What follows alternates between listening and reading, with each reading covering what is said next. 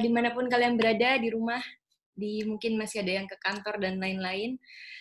Selamat datang kembali di acara ketiga, bincang-bincang kerjasama antara Smesco dengan Kemenkop UKM bersama saya dan Afianti Arman. Acara ini digagas untuk menjawab beberapa tantangan-tantangan yang kita hadapi selama masa tanggap COVID-19. Untuk acara hari ini, kita akan bicara mengenai ekonomi sirkuler, ekonomi masa depan. Mungkin di belakangnya ada tanda tanyanya, nanti akan dijelaskan lebih jauh oleh narasumber kita. Saya membawakan acara ini, nama saya Francia, membawakan acara ini bersama Mbak Afianti Arman. Beliau adalah arsitek dan penulis, dan saat ini membawahi divisi Future Craft di Smesco. Silakan Mbak Afi. Ya, saya juga perlu memperkenalkan Ellen atau Valencia Huta Barat, biasa dipanggil Ellen. Tadi udah ya. Membawahi divisi Future Living dengan spesialisasi di riset dan budaya. Teman-teman, sebelum mengawali acara ini, saya perlu menceritakan dulu latar belakang kenapa kami mengadakan acara bincang-bincang melalui Zoom ini. Seperti kita tahu, COVID-19 mengubah segalanya, dan kita mulai mempertanyakan apakah pasar yang selama ini dipercaya sebagai satu sistem yang efektif untuk mengendalikan masyarakat adalah sistem yang tepat. Dan apakah sebetulnya ekonomi yang berlaku saat ini sekedar fasilitator untuk sebuah pertukaran adalah satu sistem yang bisa berlanjut. Atau jangan-jangan kita memerlukan sistem lain. Dan menukik ke situasi yang dihadapi oleh para pelaku usaha mikro, kecil, dan menengah, sekarang kita memang masih ada dalam situasi emergency di mana setiap pelaku dirundung oleh masalah cash flow, perumahan karyawan, terganggunya supply chain, pembatalan order, dan sebagainya. Tidak ada yang selamat dari kondisi ini. Negara memang turun tangan untuk menyelamatkan para pelaku usaha dengan kebijakan-kebijakan finansial, tapi tentu itu tidak optimal dan bahkan belum diturunkan dalam peraturan-peraturan yang bisa dijangkau. Bisa dikatakan masing-masing pelaku usaha harus menyelamatkan diri mereka masing-masing. Tapi sampai kapan? Dan paralel dengan itu, harapan tetap harus dijaga. Rencana dan strategi tetap harus dibuat untuk menjaga kewarasan kita. Dan itu bukan sesuatu yang mudah. Bagaimana perubahan paradigma terjadi dan mempengaruhi cara kita berproduksi, itu juga harus diproyeksi dari sekarang. Karena itu hari ini kita akan berbincang-bincang dengan narasumber kita, Adi Wibowo. Beliau adalah founder dari Lab Tanya, yang akan berbagi tentang ekonomi sirkular sebagai ekonomi masa depan. Ini kami perlu memberi disclaimer di sini, karena satupun dari kita tidak ada yang berlatar belakang ekonom, tapi kok kayak sok tahu mau berbicara tentang ekonomi. Tapi kita bicara dengan latar belakang pengalaman juga praktek di lapangan, sehingga saya yakin akan cukup valid untuk berbagi dengan rekan-rekan sekalian. Sedikit biografi tentang narasumber. Adi Wibowo memiliki latar belakang arsitektur dari Universitas Indonesia, mendirikan studio arsitektur Adi Wiswakarma Desantara pada tahun 2009, yang banyak mendapatkan penghargaan di kompetisi-kompetisi nasional. Pada tahun 2014, beliau mendirikan satu unit kerja berbasis riset dengan nama Lab Tanya, yang melakukan eksperimen sosial dan kolaborasi dengan berbagai pihak untuk menelisik cara kita berproduksi dan mengkonsumsi melalui sampah. Ini menarik ya. Bagaimana hal ini bisa berkontribusi dan memberikan inspirasi buat kita di masa krisis ini dan pasca COVID-19 nanti. Kita persilakan Adi untuk berbagi dengan kita. Ya, mungkin sebelum Adi mulai, ada beberapa hal yang mesti kita sampaikan. Jadi teman-teman, sesi ini akan dibagi menjadi dua bagian. Bagian pertama adalah di mana Adi akan melakukan presentasi, dan kemudian kami akan membahas sedikit. Lalu masuk ke jam kedua, kita akan membuka sesi tanya-jawab. Nah, selama Zoom ini, semua akan di-mute, kecuali host dan narasumber. Nanti teman-teman bisa bertanya dengan, kalau mau bertanya langsung, di sesi kedua itu bisa mengangkat tangan, ada raise hand itu di Zoom, atau bisa, kalau memang mau dibacakan, bisa mengetik langsung pertanyaannya di Zoom-nya. Jadi silakan mempersiapkan diri dan bisa langsung bertanya selama Adi presentasi. Silakan Adi.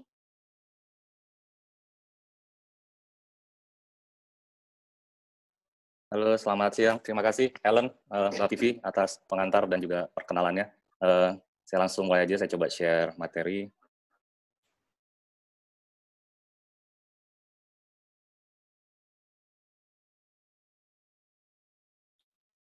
Oke,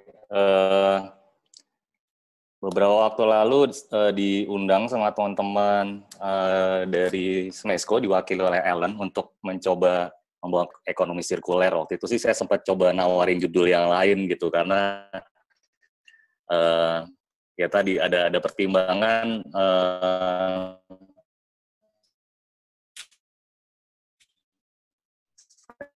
dalam beragam eksperimen sebenarnya mencoba mendekati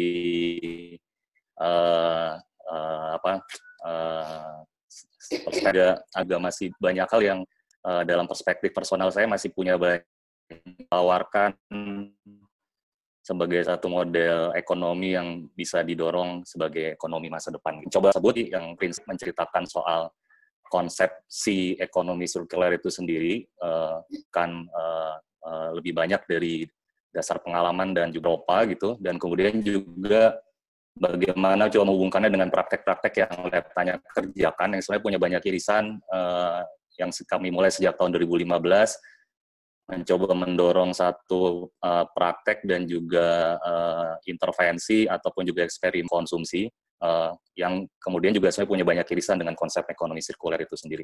Oke, yang pertama mungkin mengapa gitu ekonomi sirkuler itu apa dan latar belakangnya seperti apa. Oke, jadi di slide ini di grafik ini ada satu proyeksi menggambarkan bahwa kondisi persampahan dunia akan diproyeksikan jika tidak terjadi perubahan mendasar di produksi dan konsumsi akan meningkat 3-4 kali lipat. Jadi kalau kita jengah dengan kondisi sampah hari ini, bersabar karena di tahun-tahun mendatang jumlah sampah akan lebih banyak gitu. Kalau produksi dan konsumsi kita nggak berubah. Nah, terus kemudian kami juga mendapatkan satu grafik lainnya yang mencoba memberi gambaran bagaimana praktek produksi dan konsumsi kita sebenarnya telah beresiko terhadap kelangsungan sumber daya. Jadi lewat satu simulasi matematis ini yang mencoba membandingkan kapasitas planet, biocapacity, dengan apa yang sudah kita konsumsi dengan gaya hidup yang kita punya hari ini, sejauh mana produksi dan konsumsi sebenarnya sudah melampaui kapasitas bioplanet itu sendiri. Jadi dan diperkirakan juga kalau produksi dan konsumsi juga tidak terjadi perubahan yang radikal, diperkirakan di tahun 2030 nanti kita akan mengkonsumsi secara global rata-rata sekitar 2 planet bumi gitu. Jadi ini sebenarnya satu gambaran informasi yang sebenarnya agak sulit diterima nalar gitu, karena jumlah planet satu, tapi kemudian konsumsi dan produksi kita sebenarnya sudah mengkonsumsi lebih dari satu planet. Nah, kemudian kami coba menempatkan dua grafik ini dalam satu rantai produksi dan konsumsi gitu. Jadi di satu sisi di hilir tumpukan sampah ada gambaran proyeksi seperti apa yang disampaikan oleh riset Bank Dunia. Terus kemudian di sisi lain di sumber daya juga ada satu grafik yang menggambarkan tentang bagaimana pola produksi dan konsumsi kita sudah melampaui kapasitas planet. Yang kalau ini kita saling sejajarkan dan saling tumpuk, sebenarnya ini satu grafik yang sebangun. Jadi dia menceritakan realitas yang sama gitu tentang bermasalahnya produksi dan konsumsi kita. Nah, pada saat bicara sampah, saat itu kami merasa percakapan soal sampah jarang menyentuh percakapan yang membaca atau memberikan gambaran lengkap tentang rantai produksi konsumsi. Sampahnya dilihat sebagai satu urusan yang kita lihat sebagai kotoran, berserakan, menumpuk, dan lain-lain. Tapi kemudian kita tidak mengkaitkannya dengan persoalan lain yang ada di hulu, yaitu soal kelestarian sumber daya alam, atau sejauh mana produksi dan konsumsi kita kemudian menempatkan resiko yang sangat besar terhadap tidak hanya kelangsungan planet, tapi juga terutama kelangsungan kita sendiri. Gitu. Nah, ini kemudian menjelaskan satu rantai yang sebenarnya jarang saat itu tahun 2015 kami merasa jarang dijadikan bahan percakapan atau juga melihat satu model yang mampu mengembangkan inisiatif atau intervensi terkait persoalan sampah yang titik sasarannya adalah di soal produksi dan konsumsi. Jadi produksinya ekstraktif, sifatnya sumber daya akhirnya dieksploitasi melampaui kapasitas yang ada, konsumsinya juga eksesif dan konsumtif, kemudian tumpukan sampah menumpuk di hilir. Ini juga menjelaskan tentang bagaimana pola produksi kita terkait manajemen sumber daya alam berbasis pada praktek yang ambil, pakai, dan kemudian setelah kita pakai, kita buang. Pada saat konsumsinya juga makin meningkat, pola konsumsi kemudian berkembang menjadi konsumtif dan eksesif, kemudian pakai dan buang frekuensinya menjadi lebih meningkat dan lebih tinggi, sehingga begitu sampah makin banyak, nggak jadi bukan jadi sesuatu yang mengejutkan, dan mestinya juga refleksinya kemudian kita mesti melihat perhatian lebih pada ke hulu, apakah kapasitas sumber daya alam yang ada masih memadai untuk menyokong atau menopang cara produksi dan konsumsi kita. Sementara di manajemen persampahannya, saya coba membedakan ada dua klaster manajemen di sini, tata kelola. Yang pertama tata kelola sumber daya alam, yang kedua adalah tata kelola persampahan yang bicara lebih sektoral di urusan hilir, yang kemudian basisnya pun secara umum di Indonesia masih berbasis pada kumpul angkut buang. Jadi tiap rumah membuang sisa konsumsi di tempat sampah, tiap pagi diangkut, rumahnya bersih, tapi kemudian sampahnya hanya dibuang entah kemana. Nah, ini pun juga memberikan gambaran bagaimana dua ujung dari praktek produksi dan konsumsi kita berkontribusi juga terhadap meningkatnya konsentrasi CO2 di atmosfer, yang trennya terus meningkat, terutama sejak revolusi industri, produksi massal, konsumsi juga meningkat cepat, ekonomi di dunia tumbuh dengan tinggi, dan kemudian implikasinya kemudian ya salah satunya adalah meningkatnya konsentrasi CO2 di udara atau di atmosfer. Yang menarik, ada beberapa grafik juga memberikan gambaran bagaimana pertumbuhan ekonomi dunia berkorelasi dengan meningkatnya jumlah sampah. Jadi makin banyak sampah, makin memberikan gambaran bahwa ekonomi itu membaik, atau ekonomi makin baik atau makin bagus. Dan ini juga memberikan satu dilema tersendiri dalam upaya-upaya merespon persoalan sampah, karena yang jadi pertaruhan adalah kemudian ekonominya itu sendiri. Nah, sebenarnya pengakuan terhadap bobroknya urusan konsumsi dan produksi secara global diakui pada forum Rio de Janeiro di tahun 1992 lewat satu produknya Agenda 21 yang memberikan satu tekanan bahwa kerusakan planet, kerusakan global menyusut dan makin menciutnya kualitas dan juga kapasitas planet disebabkan terutama karena pola produksi dan konsumsi. Jadi kesadaran dan juga pengakuan secara formil bahwa ada kerusakan mendasar di cara kita produksi dan konsumsi sebenarnya sudah muncul dalam dokumen formal di tahun 92 tersebut. Nah, secara konsep terkait nah tadi memberikan gambaran bahwa praktek produksi konsumsi sebenarnya bekerja dalam cara kerja yang linear. Jadi sumber daya diambil, dipakai, terus kemudian berakhir di tempat sampah yang memberikan kerusakan lingkungan dan lain-lain. Nah, ekonomi sirkuler. Nah, ekonomi sirkuler kemudian datang sebagai satu konsep yang mencoba merespon persoalan tadi. Jadi soal kelangsungan sumber daya, ekonomi produksi dan konsumsi, terus kemudian sampah sebagai ujung dari rantai produksi dan konsumsi. Jadi ekonomi sirkuler mencoba menawarkan satu konsep yang mencoba memberikan arahan dan petunjuk bagaimana masa depan ekonomi dunia tidak seperti sekarang ini, dan memberi kemungkinan ada kualitas kehidupan yang jauh lebih baik daripada proyeksi-proyeksi yang ada di grafik sebelumnya.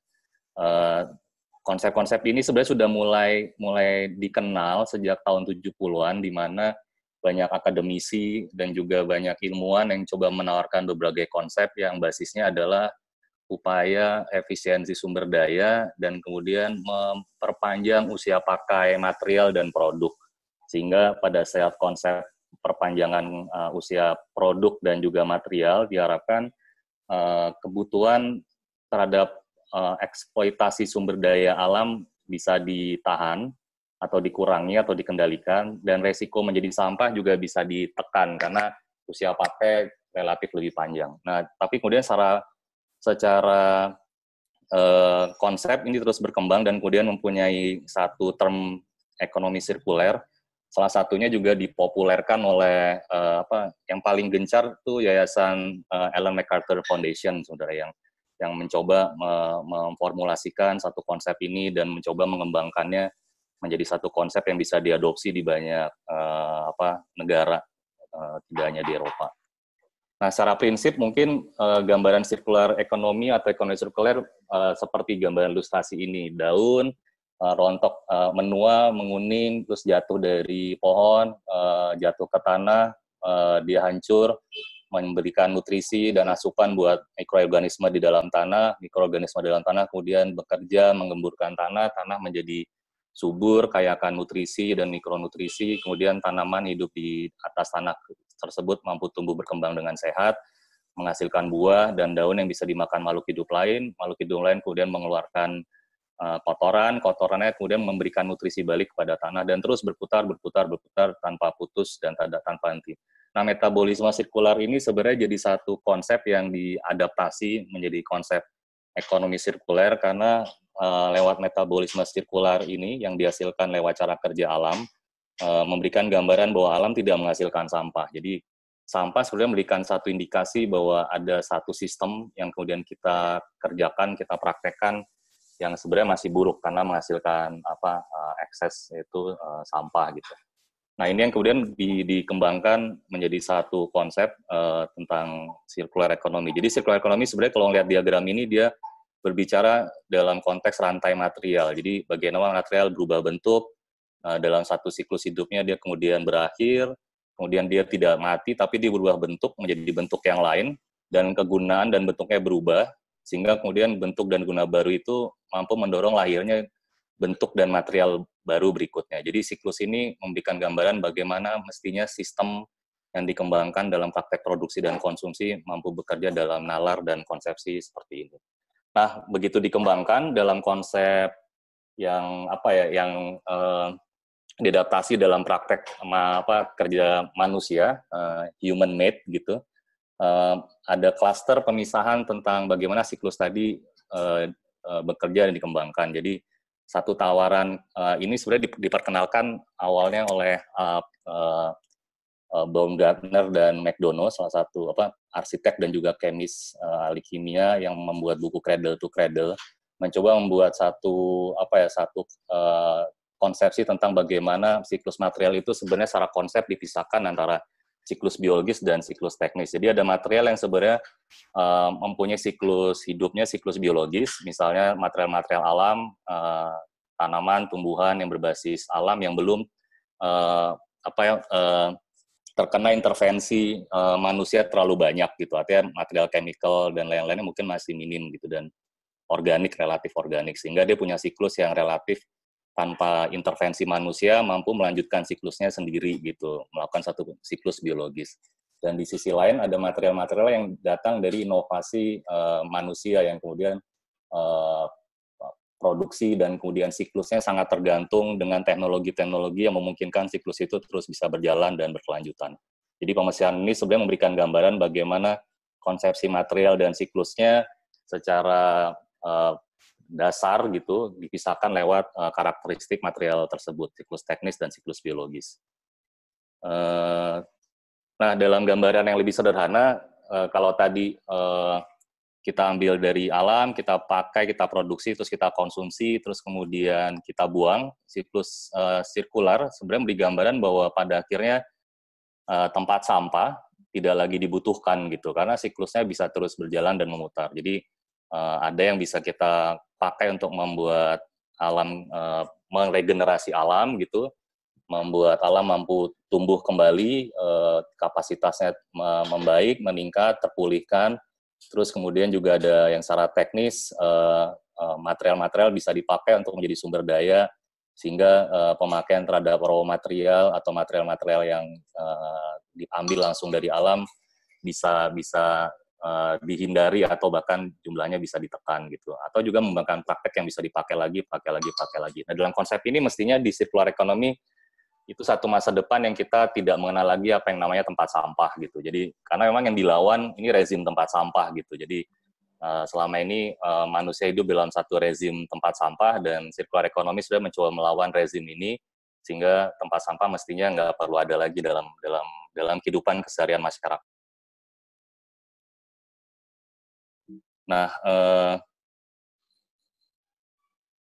kalau secara sederhana, circular economy dapat diartikan, saya mengutip dari Ellen MacArthur Foundation. Jadi teman-teman kalau mau belajar circular economy sebenarnya yang cukup ringkas dan cukup sekaligus lengkap, bisa mengunjungi website Ellen MacArthur Foundation. Di sana bisa ditemukan banyak pengetahuan dan juga baik konsep dan praktis tentang circular economy. Secara prinsip mungkin ini circular economy bicara tentang ekonomi yang restoratif dan juga regeneratif, dan itu by design. Jadi ada kesadaran yang kemudian mendorong supaya ekonomi bisa terus berputar dan bisa menghasilkan satu konsep yang restoratif dan regeneratif.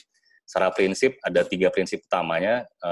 Dia tidak menghasilkan sampah dan polusi, sehingga kemudian ada konsep yang mesti dipahami. Jadi ini menurut saya satu tekanan penting juga. Jadi no toxic material. Jadi seringkali kita membayangkan circularity itu memutar-memutar, tapi kalau sejak awal materialnya toxic, artinya toksisitasnya itu yang kemudian akan sirkular menyebar kemana-mana. Karena praktek ini sebenarnya banyak terjadi dalam inisiatif-inisiatif yang berkembang saat ini, dalam praktek upcycling dan lain-lain yang basisnya mungkin niatnya baik, ingin memutar terus material gitu, tapi pemahaman bahwa resiko toksik yang dihasilkan pada saat material yang mengandung toksik itu terus diputar tanpa kemudian mereduksi toksiknya sepanjang circularity-nya, itu sebenarnya malah mengancam ekosistem yang lebih luas gitu, ketimbang kita stop dan berhenti aja gitu sampai di situ.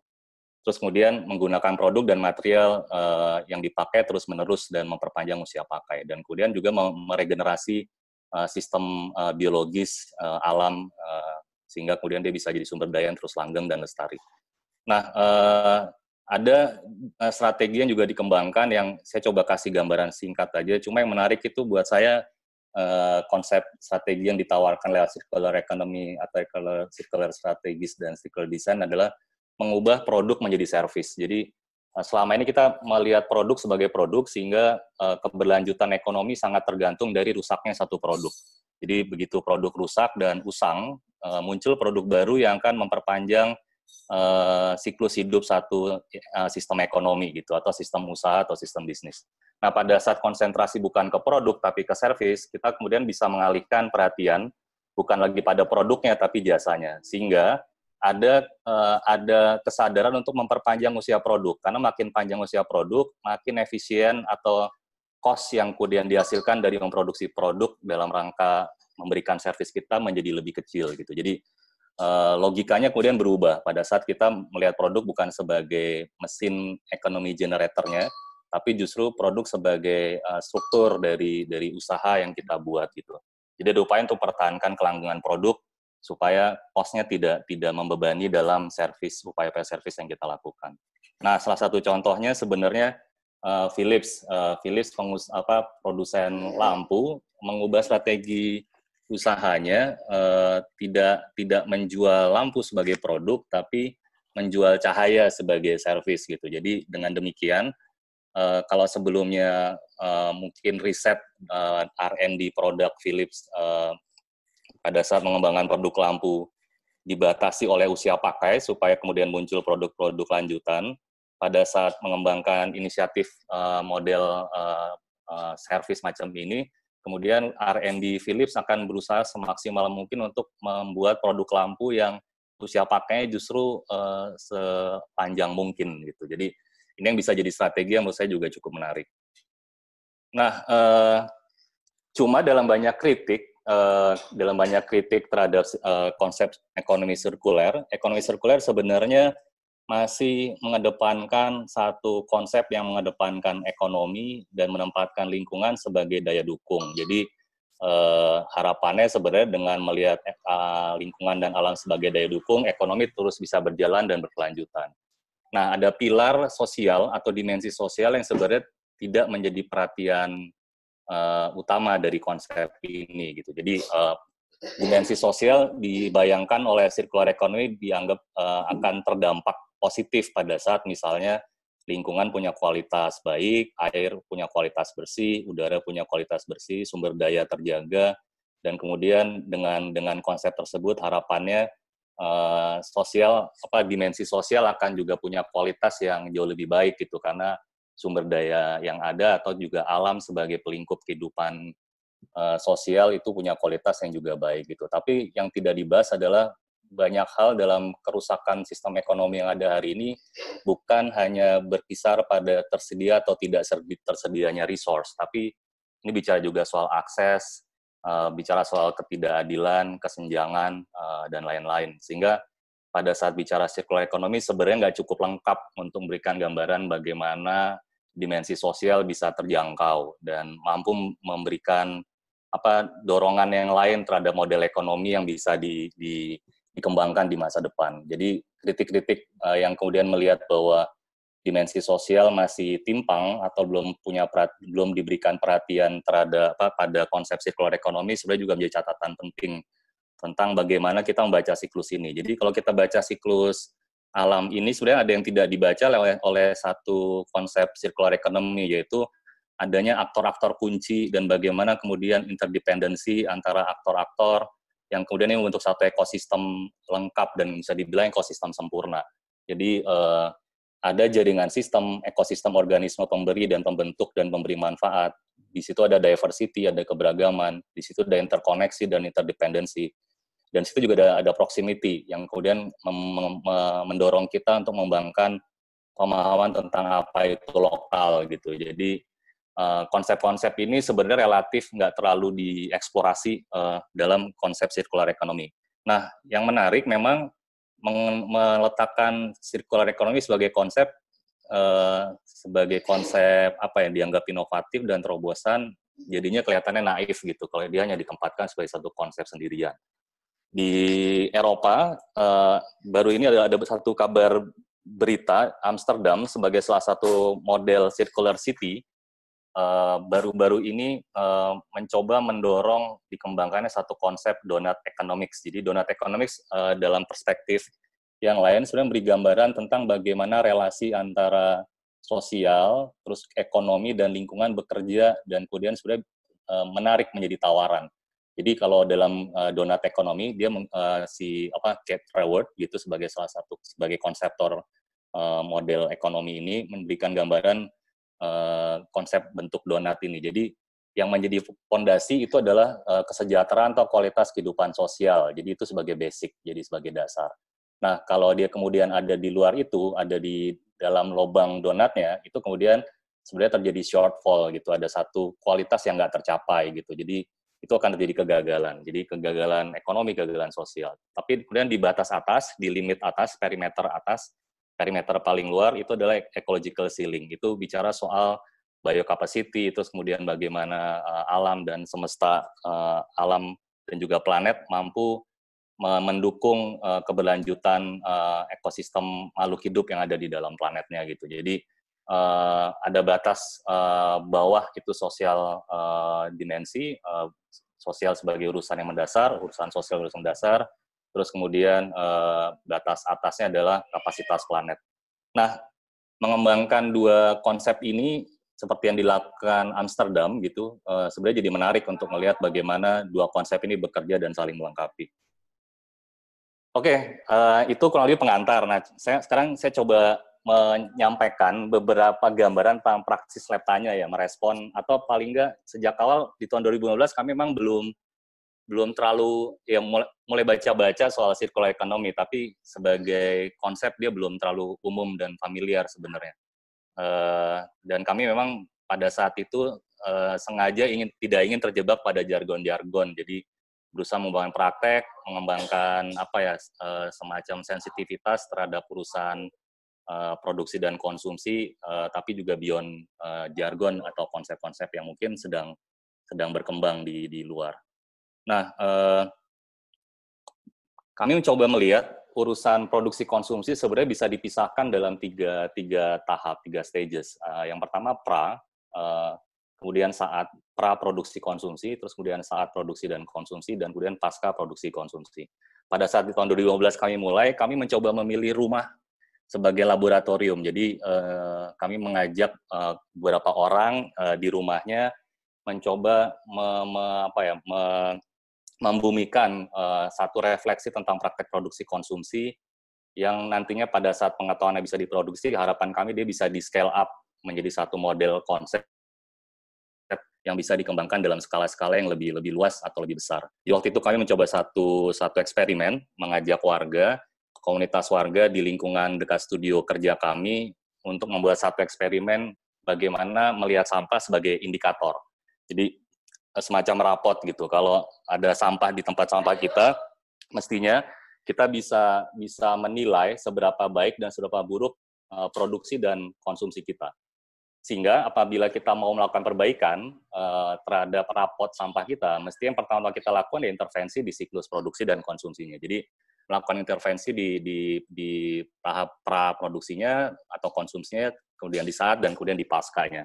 Nah, ini kami kembangkan menjadi satu konsep yang kami beri judul strategi 3 pintu. Jadi membayangkan rumah sebagai satu semesta produksi dan konsumsi, itu ada aktor yang terlibat, ada produksi dan ada resource yang kemudian dikelola, ada produk yang dikonsumsi dan lain-lain. Dan di sini kemudian menempatkan pintu depan sebagai strategi intervensi pra-produksi konsumsi, itu tengah pada saat produksi konsumsi, dan itu belakang pasca produksi dan konsumsi. Nah, di kegiatan ini kami mengajak warga menjadi co-researcher sebenarnya. Jadi warga yang diundang, kemudian di tiap rumah menjadi co-researcher. Mereka kemudian kami berikan panduan untuk mencatat, menimbang sampah apa saja yang dihasilkan yang masih ada di tempat sampah. Kegiatan ini berlangsung dalam durasi 7-14 hari, jadi tergantung komitmen dari warga yang mau ikutan. Nah, kami juga memberikan jurnal catatan, di mana di jurnal harian ini kami minta tiap orang yang terlibat dalam riset untuk mencatat strategi apa yang dilakukan di tiap pintu tadi, dan jumlah sampah apa saja yang masih dihasilkan dan terpaksa dibuang ke TPA. Nah, catatan ini yang kemudian menjadi semacam panduan alat bagi warga untuk mendalami persoalan produksi konsumsi dalam konteks domestik, dan sekaligus juga sebagai moda atau modus produksi pengetahuan.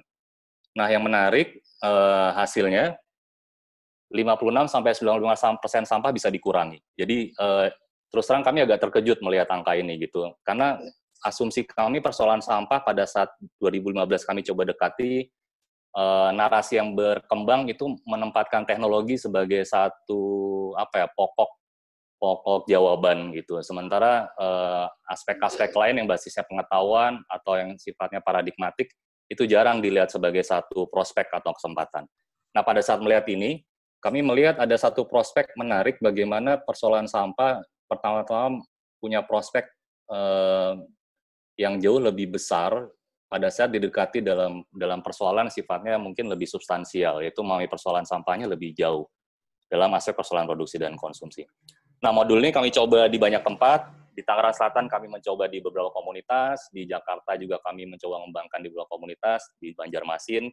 Angkanya cukup konsisten. Jadi tentang komunitas yang ikut dalam latar belakang sosial ekonomi juga cukup beragam. Jadi dengan angka yang cukup prospektif sekaligus progresif ini terkait pengurangan sampah, kami merasa bahwa persoalan sampah mestinya pertama-tama didekati memang lewat pengetahuan gitu.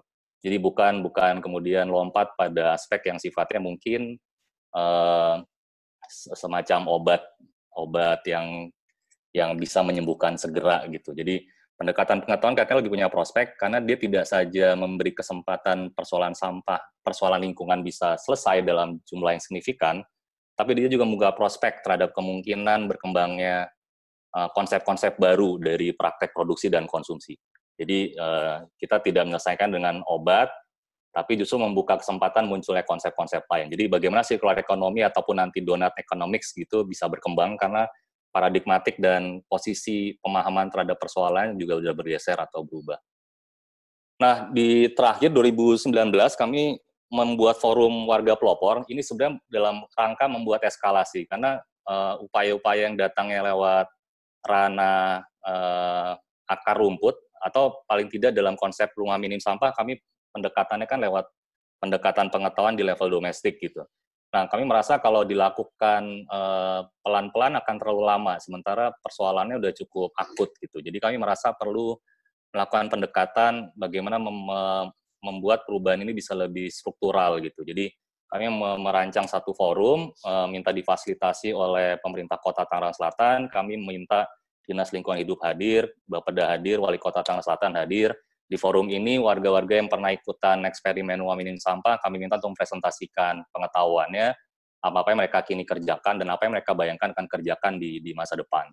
Nah, lewat forum ini kemudian yang menarik, pemerintah Kota Tangerang Selatan cukup terbuka dan merasa bahwa ini perlu didukung, sehingga mereka bertanya apa yang akan dilakukan berikutnya dan bagaimana ini bisa dikembangkan dalam pendekatan yang sifatnya bisa lebih struktural dan sistemik gitu, dalam kerangka fasilitas yang bisa diberikan oleh pemerintah kota.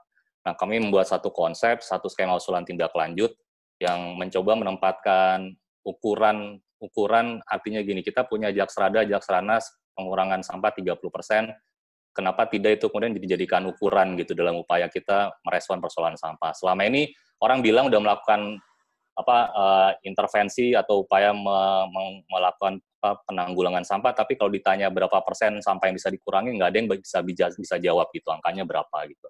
Menempatkan angka dan data sekaligus membangun relasi ulang antara pemerintah, top down dan bottom up, inisiatif warga itu jadi satu konsep yang coba kami tawarkan dalam program lanjutan. Nah, di tahun 2020 ini kami difasilitasi oleh pemerintah Kota Tangerang Selatan untuk membuat RT minim sampah di 7 kecamatan di Kota Tangerang Selatan. Mestinya jalan di awal Maret kemarin, tapi karena ada pandemi COVID dan pembatasan sosial dan lain-lain, ini kemudian ya diundur sampai batas waktu yang belum kita tahu. Tapi paling nggak menarik, ada harapan bagaimana pendekatan konsep yang kami coba bangun, yang kami pikir punya prospek cukup besar, kemudian bisa difasilitasi dengan harapan terjadi perubahan yang bisa lebih struktural dan lebih masif.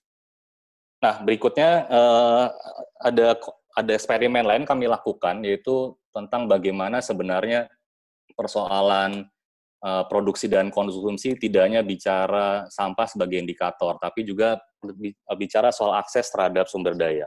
Jadi sumber daya yang relatif jauh jaraknya dengan kita sebagai orang yang mengkonsumsi sebenarnya menimbulkan kabut tebal tentang bagaimana keberadaan, keberlangsungan sumber daya itu sebenarnya dalam posisi yang seperti apa. Jadi yang kita baca cuma grafik, yang kita baca cuma informasi dan berita gitu, tapi kita kemudian kesulitan untuk memahami lebih dalam karena realitasnya nggak dekat gitu. Jadi kami coba membayangkan bagaimana melihat prospek pada saat satu masyarakat atau satu komunitas hidup dalam otoritas yang lebih lengkap dan lebih penuh terhadap akses dan pengelolaan sumber daya, dan bagaimana juga mengelola atau meminimalisir sampah yang ada dihasilkan. Jadi bagaimana komunitas ini bisa menghasilkan suatu kualitas yang lain gitu. Nah, di satu kampung di Pondok Jaya, di Bintaro Jaya, di satu kampung existing di sekeliling tembok tanggung tingginya atau tembok Berlin tanggung di komplek perumahan Bintaro Jaya di Tangerang Selatan, itu ada satu kampung existing Pondok Jaya di sana yang kemudian ini tahun kedua kami bekerja sama dengan teman-teman di sana membuat satu eksperimen tentang eksperimen dibungkus dalam satu lomba masak di ulang tahun kemerdekaan RI ya. Jadi waktu itu 2017 atau 2016 saya lupa. Jadi waktu itu kami bikin lomba masak, usulan dari warga sana, sebagian besar peserta adalah perempuan, terus mereka mengusulkan lomba masak, tapi kami memberikan satu kerangka acuan kerja di lomba masak itu adalah sesedikit mungkin membeli bahan dari luar. Jadi pada saat itu warga peserta lumayan kaget gitu. Ini lomba antar RT, jadi skalanya RW, lombanya antar RT, mereka kaget karena hampir mereka nggak, yang dibayangkan mereka lomba masak tuh sebenarnya udah ada di kepala tuh masakan-masakan enak luar biasa apa yang ada di kepala, tapi begitu dibatasi tidak boleh belanja dari luar, sempat ada kegagapan begitu. Nah, tapi kami yakin sebenarnya kegiatan ini bisa berjalan lancar karena selama setahun kami berkeliling di sana, kami menemukan banyak tanaman, tumbuhan yang hidup di kampung, baik itu di tanah kosong atau di pot-pot rumah warga, yang sebenarnya kami perkirakan sebenarnya itu harta kampung yang terlewat disadari oleh warga, karena itu mungkin sesuatu yang terlalu dekat sehingga kemudian mereka agak kelewat melihat itu sebagai harta kampung gitu. Sementara kami orang luar yang keseharian kami sebenarnya nggak punya kemewahan macam itu, jadinya mungkin lebih peka aja ngelihat itu sebagai satu kekayaan. Nah, di waktu berikutnya kami ajak warga untuk kemudian lebih slow dan melihat prospek kegiatan ini, kami ajak warga untuk melakukan pemetaan tanaman apa yang sebenarnya ada di sekitar kampung atau ada di dalam kampung yang bisa dijadikan bahan makanan dan minuman. Jadi setengah hari mapping waktu itu, dari jam 3 sampai jam 6 sore, di tiap RT melakukan mapping, terus kemudian yang menarik, kami menemukan catatan sebaran resource yang menurut kami cukup kaya. Jadi lewat pemetaan singkat, setengah hari, tercatat sekitar 70 jenis tanaman yang bisa dijadikan makanan, minuman, maupun obat-obatan.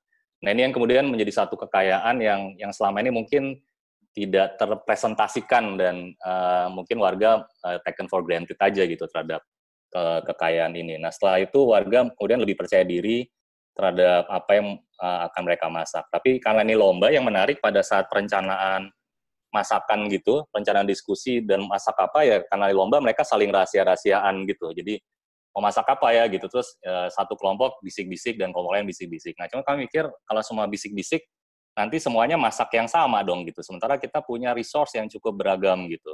Nah, akhirnya kami coba tambah kantornya lagi, tambahkan kerangka acuan kegiatannya. Jadi kami bilang kalau semuanya sama, terus semuanya masak nasi goreng telur dadar misalnya, terus sayang nggak nih ada keragaman kekayaan sumber daya ini nih gitu. Oh ya sayang gitu. Terus mulailah mereka cerita. Dan begitu cerita yang menarik ya, kemudian satu cerita memantik yang lain gitu. Dan kemudian ya menu-menu jadi beragam, cukup kaya, dan jadi kelihatan keragaman sumber daya berkorelasi dengan kekayaan produk yang bisa dibuat oleh komunitas warga tersebut. Nah, yang menarik muncul pertanyaan lainnya. Muncul pertanyaan yang kemudian mengajukan satu semacam kerumitan baru sebenarnya. Tapi sebenarnya menarik juga. Jadi satu warga bicara di RT saya ada tanaman pohon kelor, tapi di RT sebelah mereka nggak punya pohon kelor, tapi mau minta daun kelornya. Itu dikasih atau enggak gitu? Peraturannya gimana, peraturan mainnya? Nah, terus ya akhirnya pertanyaan itu dilempar lagi ke floor gitu. Cuma alat bantu pertanyaannya adalah kalau misalnya si ibu RT ini mau memasak apa pakai daun kelor? Memasak kue gitu. Ibu di RT, ibu yang punya daun kelor mau dimasak apa? Mau dimasak sop gitu. Kalau mau dimasak buat kue, boleh nggak minta daun kelornya? Wah boleh, karena saya nggak tahu cara bikin kue dari daun kelor gimana. Nah itu kemudian menarik bagaimana transaksi terhadap atau terbukanya akses atas satu sumber daya yang tadinya dimiliki oleh satu komunitas berbasis teritorial gitu tadi, misalnya berbasis wilayah gitu, sebenarnya bisa diakses yang currency tukarnya nggak melulu uang, tapi bisa jadi pengetahuan. Nah, percakapan-percakapan yang meluas macam ini membuat kami jadi cukup belajar banyak tentang bagaimana sebenarnya relasi sosial dan ekonomi bekerja. Jadi bagaimana ekonomi nggak selalu bekerja dalam bayangan-bayangan yang kita pikir terbatas, dia hanya medium pertukaran barang dengan uang sebagai alat transaksi, tapi juga ada layer-layer lain yang sudah memungkinkan ekonomi bekerja dan kemudian bisa didefinisikan kembali. Nah, yang kemudian nggak kalah menarik dan justru gongnya adalah presentasi atau hasil yang disajikan. Jadi ini salah satu panen ya. Jadi cukup pada saat warga panen juga cukup kaget, di kampung kota masih bisa ngelihat hasil panen macam begini ya gitu ya. Norak sih saya sih sebenarnya sih. Mungkin ya wajar aja nih, hal yang wajar, tapi karena saya norak jadinya cukup senang ngelihat visual macam ini waktu itu. Jadi warga ngirim foto malam-malam tadi seperti panen apa dan lain-lain. Nah, ini hasil karyanya. Jadi hasil masakan warga yang cukup mengagetkan sebenarnya karena begitu daya beli ditekan. Jadi dalam konteks ini sebenarnya ekonomi berbasis daya beli sedang ditantang. Jadi kalau konsep daya beli itu ditekan, yang kemudian muncul adalah kemampuan produksi, terus apa yang dihasilkan? Kualitasnya macam apa? Nah, yang menarik, makanan yang disajikan tuh makanan-makanan yang bisa dibilang eksotis, artinya kalau kita sekarang sulit temukan di tempat-tempat makan umum, dia hanya ada di tempat makan terbatas, dan harganya pun relatif mahal gitu. Jadi hanya di tempat terbatas, karena eksotismenya kemudian jadi mahal. Yang menarik, ini kemudian dengan minim belanja, makanan yang dihasilkan makanan mewah, dan makanan yang relatif sehat gitu. Ini ada tumis kulit singkong, terus ada nasi goreng mengkudu, dan ada apa lainnya tuh kayak apa jantung pisang dan lain-lain. Nah, ini juga lainnya yang dibuat oleh warga. Terus penyajian juga menarik, karena teman-teman sini udah belajar tentang bagaimana melakukan satu konsep rancang produksi yang minim sampah, ya mereka bisa mengenali material-material apa yang tersedia dan kemudian mempresentasikannya sebagai satu konsep penyajian yang minim sampah.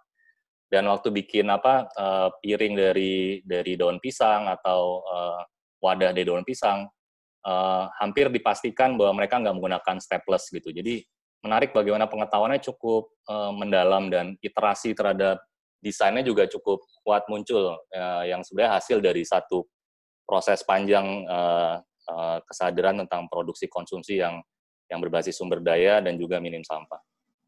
Ini makanannya enak banget, sumpah, jadi nggak bohong. Jadi saya makan, dan waktu disajikan di lomba, habis dengan segera, ludes gitu, karena makanannya sungguh enak.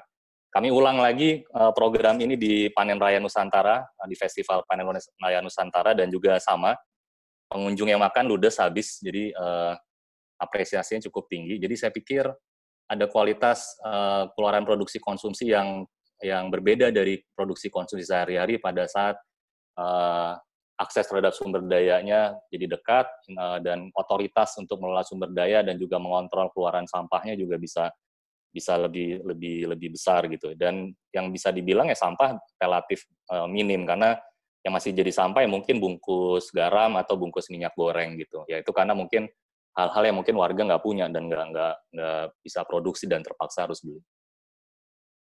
Nah, dari situ kami mencoba mengembangkan satu konsep ekonomi kolektif bareng warga sih. Jadi kami mulai mengkurasi produk-produk apa yang bisa warga bikin, yang basisnya adalah pertama-tama penyajian atau presentasi yang minim sampah, dan juga makanan-makanan yang bisa mengedepankan produksinya juga sehat, menggunakan beragam resource yang ada dan tersedia gitu. Jadi ini ada penyajian makanan, waktu itu kami mencoba fasilitasi warga di satu kegiatan di Bapeda. Waktu itu kami minta cateringnya dari warga ini aja, coba buat latihan warga nih. Presentasinya cukup menarik, makanannya enak, terus juga cemilan snacknya juga cukup estetik gitu, dan bisa dibilang juga cukup enak juga, karena ini dadar gulung, pewarnanya dari buah naga, terus ada nona manis, itu namanya makanan nona manis yang kanan bawah itu dari ubi ungu gitu. Jadi kami pikir di sini kami coba menawarkan warga untuk menggunakan satu model lain, membuat satu konsep ekonomi kolektif dari upaya-upaya yang udah warga punya, pengetahuan yang mereka punya, cuma mesti ditingkatkan levelnya di level pengorganisasian, di level produksi, sehingga kemudian bisa dikembangkan jadi satu ekonomi yang lain buat warga gitu, yang harapannya basis ekonominya tadi berbasis pada penghargaan terhadap sumber daya, kesadaran terhadap resiko limbah di ujung, dan juga pengorganisasian secara kolektif atau membangun relasi ulang antara orang-orang, dan harapannya bisa ikut meningkatkan kualitas komunitasnya. Nah, yang lainnya, kalau tadi banyak soal makanan, yang ini sebenarnya masuk ke konsep yang lebih ke mungkin ke ini unitnya Mbak Vivi ya, KRIA, atau sesuatu yang sifatnya lebih desain dan produksi gitu. Jadi tahun 2015 diminta untuk membantu satu komunitas umat Katolik di Jakarta Selatan, di Cilandak, untuk membuat satu konsep instalasi seni kandang Natal gitu. Sebenarnya saya agak nggak cocok sih sama perayaan Natal yang dirayakan dalam konsep perayaan yang glamor gitu. Jadi waktu saya diminta untuk menjadi salah satu desainer utamanya, saya bilang, boleh nggak kalau saya dipilih jadi desainer utama, saya menawarkan konsepnya nggak bikin apa-apa gitu. Karena itu menurut saya salah bentuk perayaan yang jauh lebih substansial gitu, dengan tidak membuat dekorasi apapun gitu. Tapi akhirnya dimarahin sama ketua panitia, ya jangan gitu banget lah gitu. Ya, tapi boleh, tapi coba kembangin ke sesuatu yang masih sifatnya lebih ke sesuatu yang lebih produktif gitu ya. Orang lebih suka sesuatu yang produktif soalnya saat ini. Jadi kalau nggak produktif, kita kayaknya nggak jadi bagian dari komunitas yang diharapkan. Jadi udah, oke, aku coba buat, tapi tolong konsepnya tolong dipahami secara menyeluruh. Nah, di sini sebenarnya yang coba dikembangkan, selain basis produksi konsumsi, memang juga mencoba mengedepankan jaringan sosial yang coba dibangun dari konsep instalasi seni ini. Karena pada saat itu kritik yang juga saya cukup coba sampaikan adalah pada saat perayaan Natal, sebenarnya aliran ekonominya sebenarnya itu kesempatan umat Katolik mengembangkan solidaritas dengan memastikan pada saat upaya-upaya yang dilakukan dan berkaitan dengan arus atau distribusi uang dan ekonomi, itu ada kesadaran penuh itu ngalirnya kemana gitu. Nah, itu yang sebenarnya jadi konsep prinsip soal instalasi seni Natal ini.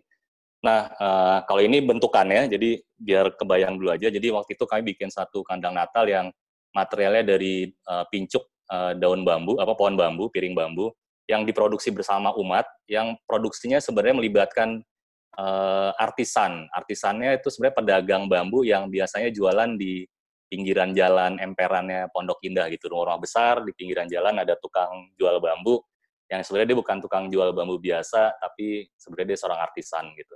Nah, kami minta Pak Asip namanya memberikan pelatihan workshop buat umat Katolik untuk membuat piring bambu. Jadi itu pertama kalinya umat Katolik di sekitaran Pondok Indah dan sekitaran daerah situ ya berinteraksi dengan Pak Asip yang selama ini mungkin nggak jadi pelatihannya juga gitu. Nah, kemudian tanaman-tanaman dekorasi altarnya kami menggunakan tanaman sayur yang harapannya bisa dibagikan dan siklusnya bisa terus memutar, dan yang tanaman sayur yang kami pakai juga diambil dari panti asuhan atau panti werda yang letaknya nggak jauh dari gereja. Nah, ini gambaran tentang perasaan paskanya. Kami memetakan siapa-siapa yang terlibat. Sebenarnya pada saat memetakan siapa yang terlibat itu bicara tentang bagaimana rantai ekonominya bekerja gitu. Siapa yang dilibatkan, dan resource-nya ada dari mana. Jadi ada kesadaran resource. Saatnya tidak digunakan, dan paskanya juga ada distribusi. Itunya kemana semua gitu. Jadi bisa dipastikan sampahnya nggak ada, piring-piring menjadi aset komunitas, dan yang menarik, biaya produksinya 10% lebih rendah dari anggaran tahun sebelumnya. Dan biasanya dalam penganggaran kegiatan, tahun ini biasanya ada tambahan lagi 10% lebih tinggi dari tahun sebelumnya. Asumsi anggarannya selalu begitu. Jadi kalau pakai asumsi itu, nih 20% lebih rendah mestinya. Jadi itu yang menarik, bagaimana rangkaian kegiatannya jauh lebih kaya, dimensi kegiatannya jauh lebih kaya, karena bukan cuma mendekor, tapi ada banyak kegiatan, ada workshop, ada lain-lainnya. Tapi secara ekonomi justru lebih efisien. Jadi ekonomi lebih efisien dan distribusinya justru lebih bisa dinikmati oleh beragam orang-orang yang kami pikir lebih layak menikmati itu ketimbang distribusinya ke tempat lain gitu loh.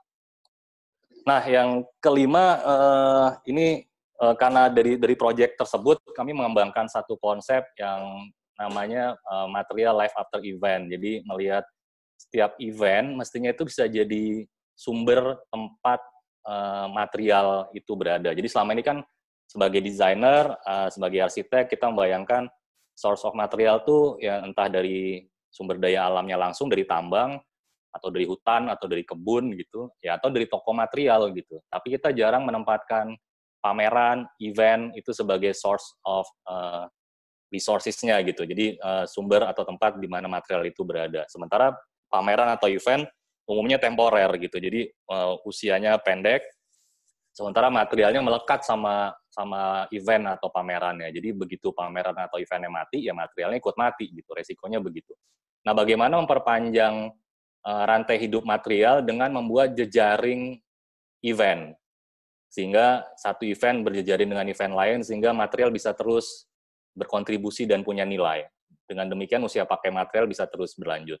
Nah, ini yang sedang kami buat, sudah kami buat, dan belakangan lagi ngobrol sama teman-teman di seni yang mencoba melihat bagaimana membuat satu kooperasi material ya, yang basisnya event. Jadi pendataan, pemetaan event, kalender waktu yang kemudian itu sebenarnya bicara tentang pengorganisasian material. Selain juga sebenarnya pengorganisasian orang-orang yang ada di dalam ekosistem kooperasinya nanti gitu. Jadi ada relasi-relasi yang bisa dibangun ulang yang kemudian berbasis pada pengorganisasian material.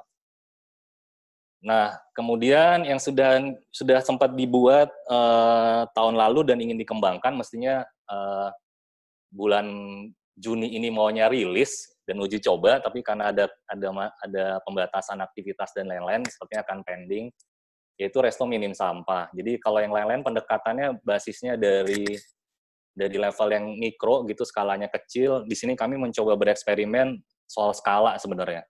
Jadi mungkin nggak sih perubahan itu dirancang lewat pendekatan yang lebih jauh gitu. Karena kami sekarang ngerasa punya modal sosial yang relatif mencukupi gitu. Jadi punya pemerintah kota yang dukung, punya warga yang juga punya pemahaman dan paradigma yang sejalan, dan tinggal sekarang masuk ke wilayah yang sifatnya sebenarnya usaha atau bisnis gitu. Yang kami pikir yang masih dekat dalam konsep yang ada, ya mungkin saat ini kami masuknya dari restoran dulu gitu. Nah, bagaimana membuat satu jejaring, satu platform yang kemudian bisa mengukur dampak dari perubahan yang terjadi di tiap resto atau upaya yang dilakukan tiap resto dan relasinya dengan orang-orang yang datang, yang makan minum. Tapi dampaknya bisa diukur bukan cuma oleh restonya, tapi bisa diukur oleh warga, bisa diukur oleh pemerintah kota. Jadi mungkin instrumen assessment impact-nya beda-beda gitu. Tapi sebenarnya itu bicara terhadap satu value yang sama, tentang harapan akan produksi dan konsumsi yang bisa lebih berkelanjutan. Nah, ini masih work on progress, jadi belum banyak yang bisa diceritain. Mohon doanya aja. Terus yang berikutnya ini refleksi. Jadi mungkin biar bisa cepat ngobrol diskusi ini, sebenarnya refleksi banyak, cuma ini saya pendekin aja yang saya pikir mungkin penting gitu.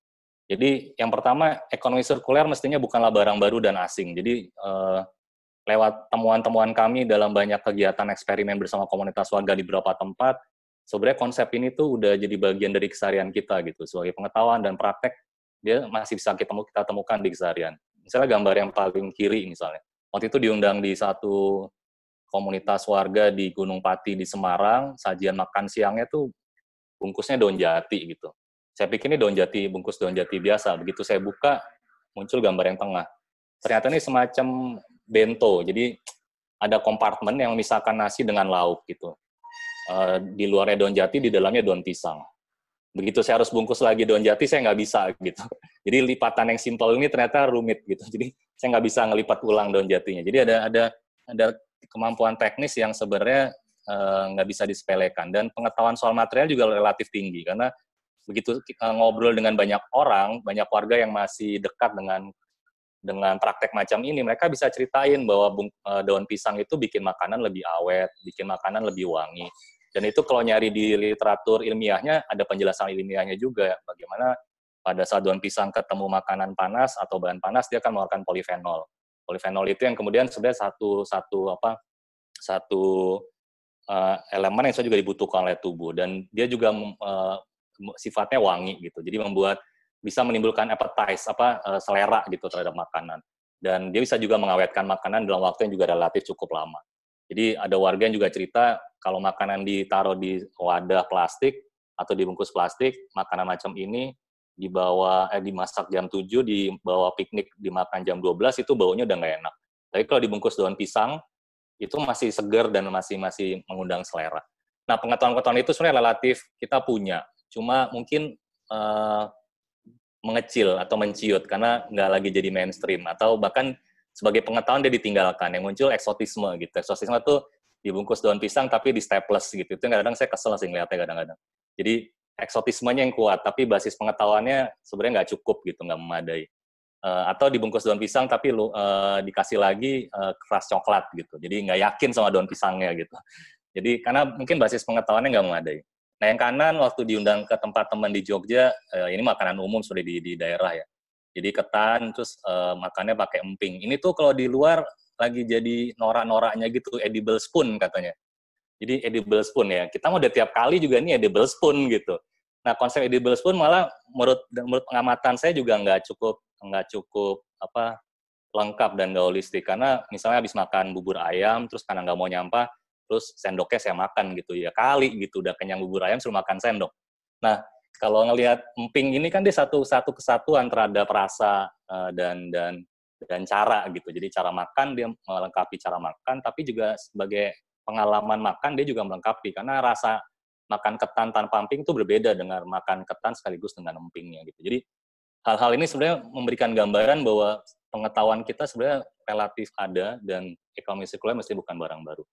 Atau kayak gini gitu, waktu ke rumah nyokap, pengen jajanin nyokap bakso gitu, tapi lagi gerimis gitu, terus kepikiran kan nggak bawa apa-apa, terus pasti pulang bawa plastik nih kalau jajan bakso di depan nih, ke toko atau warung di depan. Terus nyokap tiba-tiba ngasih terobosan gini, ada wadah stainless, tapi nggak krep gitu. Terus kan saya bilang, ya panas dong. Terus dia nyokap kemudian ngeluarin satu serbet gitu. Terus selesai tuh urusan tuh. Urusan kerapatan dan urusan panas selesai dengan kombinasi wadah stainless dan serbet. Jadi ada multipurpose material, multipurpose objek, produk yang memberikan kemungkinan berbagai macam masalah bisa diselesaikan dengan 1-2 material aja gitu. Nggak perlu satu masalah diselesaikan dengan satu material sendiri dan berbeda, sehingga kita boros material dan boros produk. Jadi pengetahuan ini relatif ada dan banyak. Belum lagi yang begini-begini gitu. Aduh, upaya-upaya perbaikan dan lain-lain di negara-negara maju mungkin udah jadi satu yang jarang, langka gitu. Tapi ekosistem ini masih cukup banyak kita temui gitu. Tinggal mau dirawat, mau dikembangkan, mau ditumbuh kembangkan jadi satu ekosistem yang kuat atau enggak gitu. Jadi ini soal pilihan aja sebenarnya. Terus gini juga, orang lagi norak-noraknya bicara library of things gitu. Di relasi tetangga udah terjadi library of things gitu.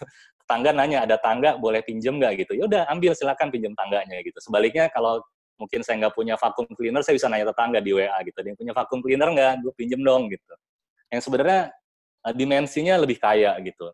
Nah, maksud saya bicara ini sebenarnya jangan-jangan kalau kita melihat ekonomi sirkuler sebagai sesuatu yang sebenarnya dekat, pengembangan ekonomi jauh lebih otentik. Jadi bagaimana kita mengembangkan konsep ini lebih otentik dan jangan-jangan dimensinya pun jauh lebih kaya. Dan harapannya juga dia lebih dekat dan kontekstual. Jadi nggak semata melihat konsep ini sebagai sesuatu yang datang dari luar, kita terima begitu saja. Tapi jangan-jangan itu bisa dipakai sebagai pemantik untuk mengaktifkan ulang apa-apa yang sebenarnya udah ada, tapi mungkin ya berangsur-angsur hilang karena kita abaikan. Terus terakhir, bagaimana melihat praktek produksi dan konsumsi sebagai bagian dari siklus metabolisme sirkuler menjadi medium untuk memperkuat kembali ragam relasi sosial kultural yang menghubungkan kembali antar kita manusia, antar makhluk kehidupan, dan dengan bumi sebagai rumah kita bersama. Jadi saya mau mencoba expand pengertian sirkular ekonomi dalam pengertian lebih luas sebagai upaya membangun ulang relasi sehingga dia tidak terbatas dipahami dalam ekonomi yang terbatas, yang dipahami sebagai ekonomi yang konvensional, tapi juga ekonomi yang sudah bisa merawat ulang relasi-relasi sosial kultural yang ada. Terima kasih, ini saatnya saya minum, karena ngomong udah kepanjangan, saya kembalikan ke Mbak Vivi dan Mbak Ellen. Ini ada Instagram, laptopnya, Facebook, Total Sampah, teman-teman kalau mau mampir, monggo silahkan. Terima kasih. Terima kasih Adi. Setelah minum kembali lagi, kalau screen share-nya bisa dimatikan, mungkin videonya bisa kembali dinyalakan. Oke, sebentar. Sambil Adi minum, saya mencoba mencatat tadi beberapa kata-kata kunci yang sebenarnya juga sudah muncul di diskusi kita, di bincang-bincang kita sebelumnya dengan Randy dari Parompong dan Adi dari Mycotech, yaitu mengenai ekosistem sosial, kelokalan gitu ya, terus kemudian juga sumber daya gitu, dan bagaimana kita mencari alternatif material dari sekitar kita. Mungkin satu pertanyaan dari saya untuk merespon apa yang sudah dijelaskan dari Adi tadi, karena kebanyakan kan pendengar kita ini adalah dari UMKM gitu ya. Kalau misalnya kalau tadi Adi bilang bahwa ekosistem sosial ini menjadi sangat penting menjadi bagian dari ekonomi sirkuler. Kalau dari teman-teman UMKM yang sekarang berproduksi gitu ya, terutama usaha-usaha mikro kecil gitu ya, mungkin banyak juga usaha rumahan, bagaimana sih sebenarnya ini bisa dikaitkan dengan pola produksi dan konsumsi mereka gitu. mungkin pola produksi ya dan konsumsi di kalangan konsumen. Nah, bagaimana mereka bisa menerapkan itu ke dalam pola produksi mereka? Ya kan rentang praktek UMKM-nya beragam ya Mbak, jadi luas ya? Ya, sangat luas dan sangat beragam, tapi memang banyak juga yang kalau sekarang kan mungkin ini sedikit memperlebar ya. Relasinya kan juga banyak relasi online gitu ya. Jadi relasi sosial yang jualan langsung dan lain-lain itu pindah tuh ke online gitu. Nah, gimana sih itu bisa dilihat juga gitu dan bisa dimanfaatkan juga untuk oleh teman-teman ketika melihatnya dari perspektif ekonomi sirkuler? Ya, jadi mungkin contoh aja kecil kali ya. Jadi waktu teman-teman di Pondok Jaya kami mulai ajak untuk mengembangkan satu skema produksi atau usaha yang basisnya tadi ada kesadaran terhadap limbah dan juga resource, itu mereka jadi lebih terbiasa. Misalnya pada saat kami minta, misalnya kami pesan gitulah, pesan ini di itu dong, terus mereka kemudian mulai menyiapkan wadah atau juga tas yang kemudian nggak akan bikin sampahnya jadi kami yang harus tanggung gitu. Jadi, nah sebenarnya kesempatan komunikasi itu yang kemudian bisa dijadikan kesempatan untuk membangun percakapan sebenarnya. Jadi tinggal skemanya mungkin ya harus disesuaikan ya dengan berbagai macam bisnis dan sektornya gitu. Tapi lewat pengalaman kami yang jarang mau dilakukan orang adalah membangun percakapan sebenarnya. Jadi mungkin dianggap percakapan itu merepotkan, terus dia nggak relevan atau ngabisin tenaga. Tapi dalam pengalaman praktek kami, justru percakapan itu mendatangkan prospek gitu, mendatangkan kesempatan-kesempatan dan kemajuan-kemajuan. Jadi mungkin melihat percakapan sebagai satu ruang eksplorasi jadi menarik sih. Teknisnya saya belum bisa bayangkan secara jauh ya, tapi artinya secara konsep melihat ruang percakapan sebagai ruang mengembangkan relasi dan juga sebenarnya mengembangkan pemahaman-pemahaman ulang tentang apa yang sedang dibuat, sedang apa yang dikerjakan, dan harapannya bisa direspon oleh orang lain, itu sebenarnya bisa jadi cara yang bisa mulai dilakukan di model-model bisnis termasuk UMKM ya. Nah, terus kalau bicara UMKM kan selalu kan narasinya begitu ya. Narasinya kan itu sebagai satu ekonomi support yang besar ya. Tapi kan pada saat bicara selalu bicaranya dalam angka kolektif ya. Angka kolektif artinya 99% ekonomi kita disupport oleh UMKM gitu. Yang besarannya sekian rupiah dan lain-lain. Nah, sebenarnya konsep kolektifnya mesti embedded tuh dalam praktek. Jadi bukan dalam narasi konseptual sebagai semacam support ekonomi yang cukup besar, tapi bagaimana dalam praktek bisnis hari-harinya itu juga mengembangkan skema tadi bahwa bisnis gue tuh nggak bisa berdiri sendirian gitu. Dia harus dibangun dalam kerangka ekosistem kolektif gitu. Jadi mungkin harus dipetakan ulang gitu. Bisnisnya tuh sebenarnya berelasi dengan siapa saja, dengan material apa aja, resource-nya dari mana. Nah, terus mulai membangun satu skema ekonomi kolektifnya seperti apa gitu. Sehingga harapannya sebagai rantainya bukan cuma satu mata rantai, tapi satu jaringan. Yang juga kalau mau bicara manajemen resiko juga mulai bisa dibayangkan. Kalau satu mata rantai patah, bagaimana kemudian support system di ekonomi kolektif ini bisa bekerja atau mendukung sehingga ekonomi kolektifnya nggak runtuh atau nggak kolaps. Dan mungkin itu sih, jadi satu percakapan, terus kalau percakapan kemudian dianggap sebagai sesuatu yang penting, bagaimana percakapan juga dipakai untuk membangun ulang jaringan kolektifnya gitu. Oke, terima kasih Adi. Helen cukup menjelaskan ya. Kalau misalnya cukup, saya mungkin mau kembali ke beberapa hal yang tadi Adi sempat tekankan, yaitu bahwa Adi mencoba untuk menggeser perhatiannya dari hal-hal yang selama ini menjadi fokus ekonomi sirkular, yaitu bahan baku ke sosial gitu ya, ke masalah sosial. Tapi sebenarnya di dalam semua lini produksi itu kan akan selalu ada bahan baku yang dibutuhkan oleh pelaku industri untuk memproduksi sesuatu gitu. Nah, bagaimana mengkaitkan mengenai hal ini?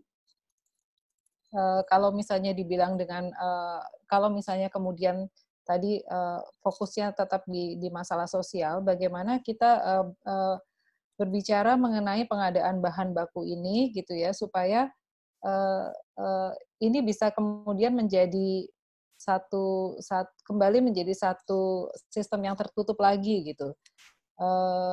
Apakah kemudian mulai dari penyediaan bahan bakunya pun para pelaku UMKM ini sudah sebaiknya memang sudah melakukan satu percakapan atau satu komunikasi sehingga kemudian terbentuk satu jaringan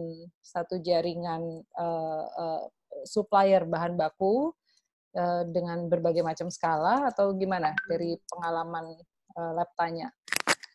Ya, sebenarnya kalau lihat di eksperimen yang kami lakukan di instalasi seni Natal itu, sebenarnya kami sedang melakukan upaya untuk memetakan dari hulu ke hilir. Jadi walaupun sebenarnya praktek kami ada di ranah membuat instalasi gitu, jadi satu karya, tapi memetakan dulu gitu resource-nya datang dari mana, siapa yang supply, dan melakukan kurasi sebenarnya di situ.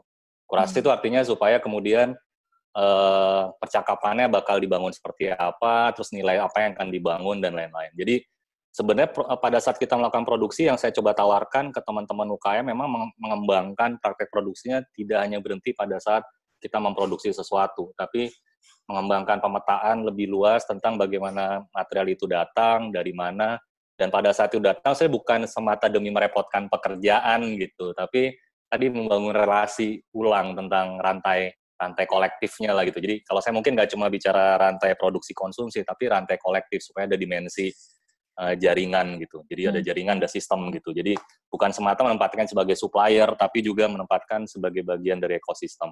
Di mana ya harapannya semua bisa bekerja dengan value yang disepakati gitu. Value-nya apa gitu, sepakati. Dan dengan value sepakati kan harapannya kan sebenarnya jaringannya lebih kuat ya. Di saat krisis pun juga bisa punya posisi yang juga kuat untuk menentukan dia ada di mana gitu. Jadi tadi kalau Mbak Vivi bilang, ya saya sih mungkin menganjurkan atau menawarkan gagasan bahwa ya mengembangkan produksi yang dibuat gitu, tidak hanya berhenti pada apa yang sedang dikerjakan, tapi justru melihat rantai besarnya ada di mana dan seperti apa. Dan keputusan untuk melibatkan siapa itu jadi keputusan justru saya bilang strategis. Jadi bukan strategis artinya tidak hanya buat kelangsungan usaha, tapi juga kelangsungan ekosistemnya sebagai satu support sistemnya. Jadi sebetulnya ini ada satu komponen yang tadi saya terlewatkan dalam percakapan kita yang sangat penting gitu, yaitu pemetaan ya. Karena dengan pemetaan itu kemudian kita bisa melihat aktor-aktornya, kemudian jaringannya, kemudian detail-detail yang sebelumnya mungkin terlewatkan karena kita memang fokusnya tidak ke sana gitu.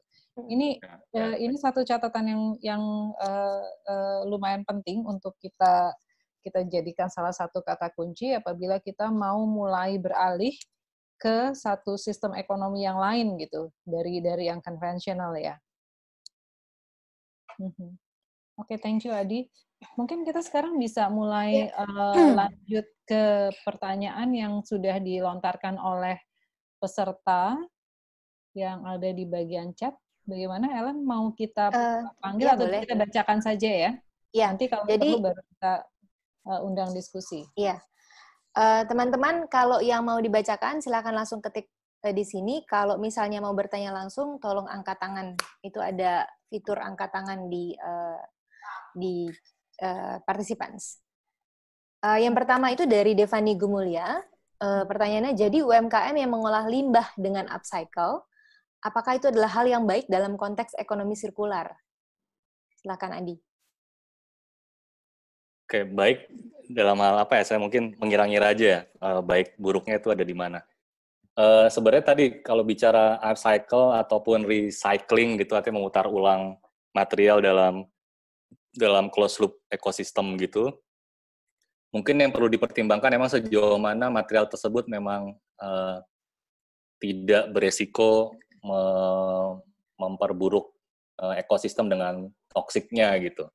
Jadi ada beberapa misalnya kegiatan yang saya pikir beresiko, misalnya plastik, terus kemudian plastiknya disetrika gitu, karena plastik kalau kemudian dipanaskan dalam suhu yang tidak ideal, sebenarnya beresiko melepaskan toksik karsinogen kan, yang dioksin dan lain-lain yang bisa beresiko terhadap kesehatan. Dan kalau tidak dilakukan dengan proper dan lain-lain juga itu bermasalah gitu. Nah mungkin itu, jadi niat upcycle mungkin nanti akan turun di details gitu. Jadi secara umum upcycle menurut saya hal yang mungkin perlu terus dikembangkan gitu, karena dengan demikian kita bisa memperpanjang satu usia pakai material atau nilai guna material itu tetap bisa ada dan bisa terjaga gitu. Tapi kemudian detailnya nanti ada di situ gitu. Secara teknis apakah dia bermasalah, apakah material yang memang memadai untuk diputar ulang dan lain-lain. Apakah kalau memang tidak memadai, apakah ada teknologi yang memungkinkan dan lain. Jadi akan muncul kompleksitas detailnya di sana. Sebagai catatan sebenarnya konsep recycle juga punya kritiknya sendiri gitu, karena recycle maju sebagai satu konsep, atau upcycle misalnya itu maju sebagai satu konsep yang pertama-tama muncul bukan dari upaya menggunakan material awalnya dalam usia pakai yang lebih panjang. Jadi sekali pakai terus recycle gitu, sekali pakai upcycle gitu ya, itu sebenarnya sama aja gitu. Tapi mestinya upcycle ataupun recycle itu jadi satu konsep yang datangnya justru di ujung yang jauh gitu. Pada saat satu material sudah dipakai berkali-kali pakai gitu, sehingga kemudian rusak, barulah kemudian tidak bisa diperbaiki gitu. Baru kemudian ya dia kemudian bisa dikembangkan untuk di upcycle jadi produk lain atau di recycle gitu. Jadi yang menjadi masalah saat ini secara ekonomi juga secara skala tidak memadai, karena recycle terutama itu dilakukan justru bukan pada ujung yang paling jauh, tapi dia didekatkan pada konsumsi yang sekali pakai. Mungkin gitu sih. Jadi pastikan material yang dipakai emang bisa dipakai lama, panjang usianya, baru skema upcycle dan recycle bisa ditempatkan kemudian. Ya, mudah-mudahan terjawab ya pertanyaannya ya. Nanti kalau misalnya ada pertanyaan lanjutan berkaitan dengan jawaban dari Adi tadi, silakan diketik lagi di kolom chat. Saya bacakan pertanyaan berikutnya dari Marco. Sisa residu sampah yang 2-7% itu, apakah selalu merupakan zat anorganik? Kemudian ada pertanyaan kedua, bagaimana Adi punya pengalaman dengan konsumsi produksi sandang? Terima kasih. Jadi 2 pertanyaan yang ya. Silakan. Ya, sampah yang akhirnya terpaksa dibuang ya umumnya anorganik, Mas Marco, karena yang organik kan sebenarnya bisa dikerjakan secara mandiri ya dengan mengomposkannya gitu, yang paling mudah dan sederhana. Dan tiap rumah bisa lakukan itu gitu. Jadi yang sudah pasti memang residu yang tinggal 10%-an atau 5%-an itu relatif memang kemasan atau bungkusan yang pertama-tama dia tidak bisa didaur ulang, terus kedua ya dia punya siklus material yang pendek gitu, karena nggak bisa diapa-apain lagi. Jadi itu yang sebenarnya, jadi kalau mau bikin riset lanjutan inovasi produk, sebenarnya kita bisa melihat rapot itu sebenarnya. Mau bikin inovasi apa ya tinggal lihat rapot itunya aja yang di 10%-an itu gitu. Selain mungkin meningkatkan kualitas yang produk yang sekali pakai recycle ya, cuma itu mungkin bisa jadi yang sekunder lah. Terus kalau soal konsumsi produksi sandang, belum punya pengalaman, Mas. Mungkin bisa teman-teman yang banyak spesifik bicara di fashion dan lain-lain itu kali ya. Kalau saya sih sebenarnya belum, atau kami laptanya belum punya pengalaman spesifik soal itu. Terima kasih. Sebenarnya kalau untuk sandang, mungkin Mas Marco bisa melihat video dari yang bincang-bincang sebelumnya. Itu dengan Parompong dan dengan Mycotech, mereka sempat menyinggung juga soal fashion. Itu bisa di Facebooknya Smesco Indonesia, bisa ditemukan videonya. Pertanyaan berikutnya itu dari Evelyn. Evelyn juga ini sudah sering sekali ikut. Mereka official produksi tas, Angelia.official yang memproduksi tas, mau tanya gimana cara kita bisa menggunakan limbah kulit sapi kita. Jadi asumsinya mungkin dari pemotongan pola, ada sisa-sisa kulit, itu apakah bisa dimanfaatkan atau tidak? Ya, kalau limbah kulit sapi jadi apa atau ditransformasi jadi material lain apa, mungkin saya nggak punya pengetahuan memadai soal itu. Tapi secara konsep, mungkin pada saat bicara di awal tadi kan memotong pola dan lain-lain itu kan jadi satu yang pertama-tama juga sudah dilakukan. Sehingga kalau nanti tidak sisa, baru kemudian muncul persoalan lanjutan di wilayah pengelolaan sisanya gitu. Nah, kalau saya pikir mungkin ya apa kalau waktu itu tuh kami waktu bikin yang pameran Jakarta Biennale sempat membuat satu konsep karena material yang dipakai masih material industrial. Jadi karena ada konsepsi estetika yang kemudian sulit kalau menggunakan material-material yang relatif organik. Jadi karena ukurannya mesti lebih fix gitu dan lebih pasti gitu. Jadi kami menggunakan material-material industrial seperti rangka besi, plywood dan lain-lain gitulah. Nah, pada saat membuat rancangan panel misalnya, kami membayangkan setiap kali ada sisa, kami bikin kategori terhadap sisa. Misalnya potongan plywood, misalnya terpaksa ada potongan plywood, terus ada sisa misal 5 cm, 10 cm, kami kategorikan tuh material sisa 5 cm, material 10 cm. Karena kami merasa pada saat pendefinisian material tidak terjadi, kemudian persepsi kita melihat material jadi berbeda gitu. Jadi material yang nggak punya definisi itu langsung kita anggap sebagai limbah atau kotoran gitu.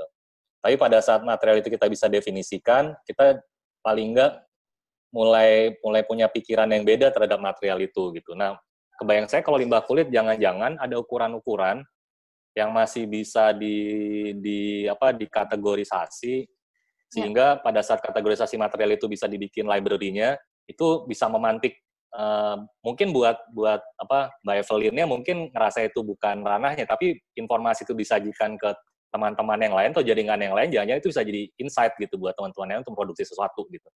Jadi tapi mungkin pengkategoriannya jadi penting gitu, karena kalau tumpukannya dibikin berserakan dan berantakan ya mungkin orang jadi mikir itu sampah gitu. Tapi kalau udah bikin kategorisasi itu mirip kayak di Madura gitu sih, saya sebenarnya terinspirasi sama bagaimana barang-barang bekas Madura tuh bikin kategorisasi gitu. Jadi ada ukuran kayu lebih kecil, ukuran kayu lebih besar yang sebenarnya itu kayu potongan gitu. Dan pada saat terkategorisasi ada katalognya, ada semacam kayak perpustakaannya gitu, perpustakaan materialnya gitu, orang jadi punya imajinasi bahwa kayu 2x3 itu bisa dipakai gitu. Artinya kalau di bengkel atau di proyek kayu 2x3 kan disapu dibuang kan. Tapi begitu dia disajikan dalam rak-rak yang kemudian ada kategorisasi dan definisi terhadap material, itu bisa memantik imajinasi yang lain untuk membayangkan material itu bisa dipakai jadi apa. Mungkin secara konsep gitu sih Mbak, kalau teknis aku nggak bisa ngasih pandangan terlalu jauh.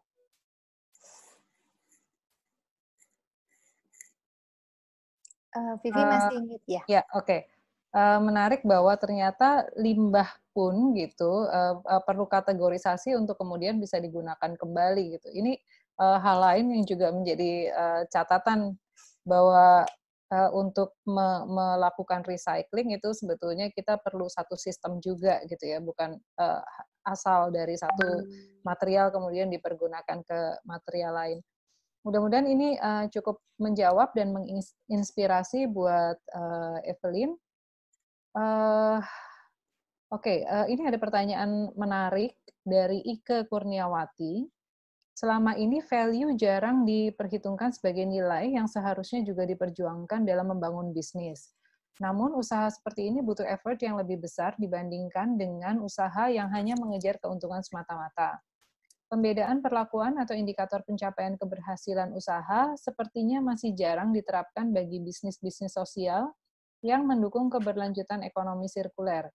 Ke depan, seperti apa bentuk dukungan Smesco terhadap para pelaku UMKM yang memiliki komitmen tinggi terhadap wujudnya ekonomi sirkuler ini? Ini sebenarnya mungkin pertanyaan buat kita ya, Ellen. Iya, benar. Buat Adi.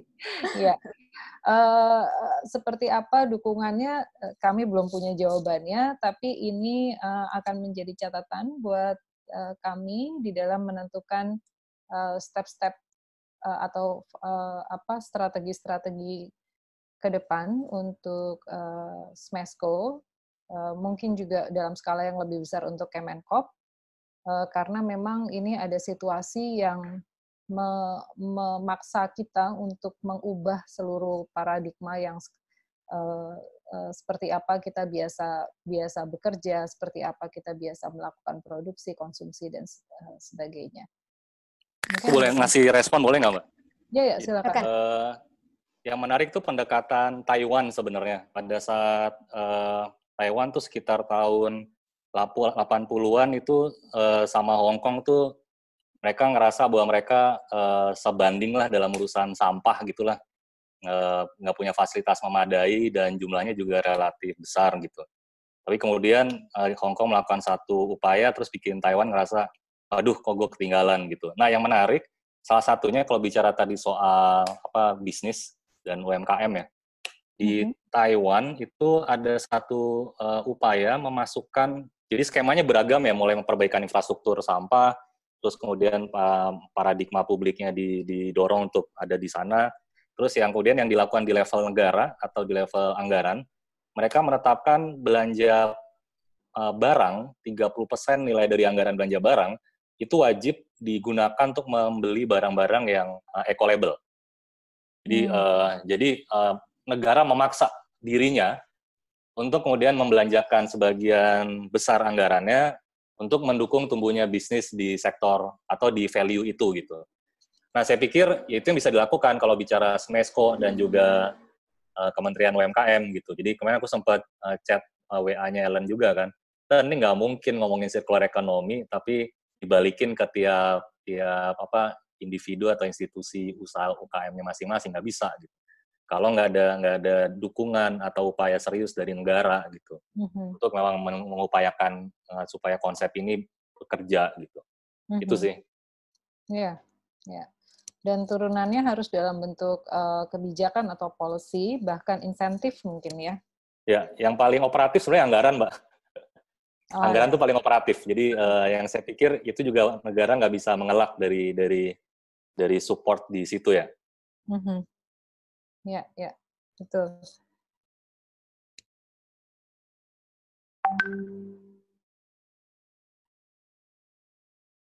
Tadi juga menanggapi dari Mbak Ike, ya benar, selama ini memang value jarang diperhitungkan sebagai nilai yang seharusnya juga diperjuangkan. Kalau boleh saya bawa dari hasil bincang-bincang di dua sesi sebelumnya, yang juga diangkat sama narasumber kita adalah mereka sudah merasakan adanya peningkatan konsumen yang meminta untuk produsen-produsennya untuk lebih bertanggung jawab. Gitu. Jadi ya kita harapkan sih ke depan memang demand-nya akan semakin besar gitu ya dari konsumen kepada produsen gitu untuk memproduksi dengan cara-cara yang lebih bertanggung jawab. Ada saran dari Mas Yorki, kalau teman-teman ingin belajar lebih lanjut tentang circular economy, bisa coba cek Coursera atau edX untuk online course gratis dari banyak universitas. Ada yang sertifikat, tapi harus berbayar kalau mau sertifikat. Terima kasih Mas Yorki buat sarannya. Dari Ade Surya, hai Mas Adi dan Smesco Team. Pertanyaan saya, dari penjelasan Mas Adi, saya melihat pengertian circular economy dari view proses product development dengan tujuan efisiensi dan efektif proses development. Bagaimana dalam siklus ekonominya, dalam kurung transaksi, di dalam sebuah ekosistem terbatas. Misalnya di dalam sebuah RT/RW sehingga dapat membuat sebuah ekonomi sirkuler untuk #UMKM naik kelas. Untuk slide dan recordingnya apakah bisa di-share juga? Saya bisa jawab langsung, nanti recordingnya bisa dilihat karena slide-nya juga otomatis akan ada di sana, itu di Facebook-nya Smesco, di Smesco Indonesia. Silakan Adi. Nah, kalau di level RT/RW itu sebenarnya momen krisis bawaan pandemi COVID ini bisa dimanfaatkan sebenarnya, karena pada kondisi ini kan kita terjebak, tanda kutip ya, terjebak terbatas aktivitas dan lain-lainnya di rumah dan lingkungan komunitas yang terdekat ya sebenarnya dalam komunitas spasial ya komunitas RT/RW gitu. Jadi salah satu yang bisa dikembangkan yang saya pikir bisa didorong lebih untuk dikembangkan berikutnya pasca COVID itu mengkonsolidasi konsumsi. Jadi membuat semacam kolaboratif konsumsi. Jadi bisa aja misalnya tiap hari kita bikin platform di WA atau G-Form gitu di RT/RW, metain kebutuhan konsumsi kita 2 hari ke depan tuh apa aja. Terus kita belanjakan bareng. Jadi belanjakan bareng itu kita pesan di pasar atau pesan di mana via online yang kemudian nanti dikirim lewat itu gitu. Yang harapannya sebenarnya pada saat konsolidasi konsumsi terjadi itu ada kalau ngomong ekologis efek ya. Jadi satu mobilitasnya kemudian terkonsolidasi, mobilitasnya bisa dibatasi berkurang karena nggak perlu ada banyak kendaraan melintas ke tiap rumah satu-satu ngantar logistik, tapi cukup satu kendaraan berangkat dari satu pasar ke satu kawasan, nanti ada drop pointnya atau di mana atau diantar ke rumah juga bisa. Nah, sisi lain juga harapannya bisa ada efektif belanja karena pembelian dalam jumlah besar. Nah, di satu kampung kayak di KKC kan sedang melakukan itu ya, upaya melakukan konsolidasi konsumsi skalanya kampung atau skala jaringan, membeli beras dari teman-teman petani di Kendeng dalam jumlah yang jumlahnya relatif besar sampai 9 ton gitu. Yang kemudian nanti didistribusi ke teman-teman di kampung dan harapannya itu bisa dapat harga yang jauh lebih efektif, lebih murah gitu, lebih efisien. Terus kemudian ya rantainya juga bisa lebih perpendek gitu, diperpendek langsung ke rantai supply-nya gitu, nggak perlu ada rantai distribusi yang relatif panjang. Jadi mungkin bisa mengembangkan hal semacam itu. Sebelumnya juga saya sempat kepikiran saya memetakan warung-warung yang ada di sekitar rumah misalnya. Bagaimana kemudian warung-warung sekitar rumah itu bisa juga bagian dari ekosistem kolektif gitu. Jadi kebayang saya misal gini, ada rumah yang sebenarnya nggak masuk akal kalau harus masak gitu, karena justru biayanya jauh lebih tinggi. Jadi karena mungkin jumlah anggota keluarganya terbatas sedikit jumlahnya, kalau dia harus masak, pemakaian gasnya akan jauh lebih boros daripada dia belanja makanan gitu, atau juga lain-lainnya, belanja sayur dan lain-lain. Jadi ada kelebihan-kelebihan yang kemudian beresiko busuk dan lain-lain. Nah, kemudian bagaimana kemudian satu ekonomi kolektifnya bisa dirancang basisnya dengan memetakan warung-warung yang ada di sekitar gitu. Ini bisa diobrolin bareng, makanya perlu ada percakapan kan sama warungnya dan lain-lain gitu. Bisa nggak sih paling nggak untuk esensial produk, esensial goods, itu sebenarnya bisa dimulai di skala lokal untuk mengembangkan satu praktek yang basisnya adalah kolektif, ekonomi kolektif, tapi juga pengorganisasian produksi konsumsi, harapannya ada manajemen produksi yang lebih ramping, terus lebih efisien dari sisi biaya dan lain-lain. Mungkin gitu, Mbak. Ya. Ini saya mencatat satu kata kunci lain lagi tadi selain dari sebelumnya ya, pemetaan, yaitu perencanaan. Memang dibutuhkan perencanaan yang baik ya untuk kemudian bisa betul-betul membuat satu produksi itu menjadi satu siklus yang tertutup gitu. Kalau enggak ya percuma, kita hanya akan mengulangi lini produksi seperti yang biasa kita lakukan, ambil produksi dan kemudian buang, karena dari awal kita tidak memikirkan perencanaan yang matang terhadap bagaimana nanti limbahnya bisa digunakan kembali. Kurang lebih gitu ya, Dia. Ya. Ya, ini ada pertanyaan berikut dari Adi Faris Saputra. Apakah ada standar tertentu agar aman atau dijamin dijual atau dikonsumsi masyarakat dari pengalaman Adi? Yang mesti dicek sih itu banyak mesti peraturan-peraturan terkait SNI atau juga keamanan produk ya. Jadi tergantung mungkin juga produknya ada di sektor apa gitu, pangan, sandang dan lain-lain. Tapi secara umum material-material yang masuk kategori B3 itu nggak boleh didaur ulang. Artinya material yang masuk dalam kategori berbahaya, beracun, itu kemudian mestinya dikirim langsung ke tempat-tempat yang menyediakan fasilitas untuk mengolahnya gitu. Walaupun dalam infrastruktur kota kita belum sepenuhnya punya itu ya. Jadi akhirnya dibuang aja ke TPA gitu. Tapi secara prinsip mungkin yang paling basic adalah melihat nih material yang kita sedang coba daur ulang itu masuk kategori apa gitu. Kalau masuk kategori B3 sebaiknya dihindari gitu untuk didaur ulang gitu ya. Ya. Atau paling aman material natural, material dari bahan alam yang tidak di dalam tanda kutip dicemari oleh proses yang lain, itu yang paling bisa didaur ulang ya.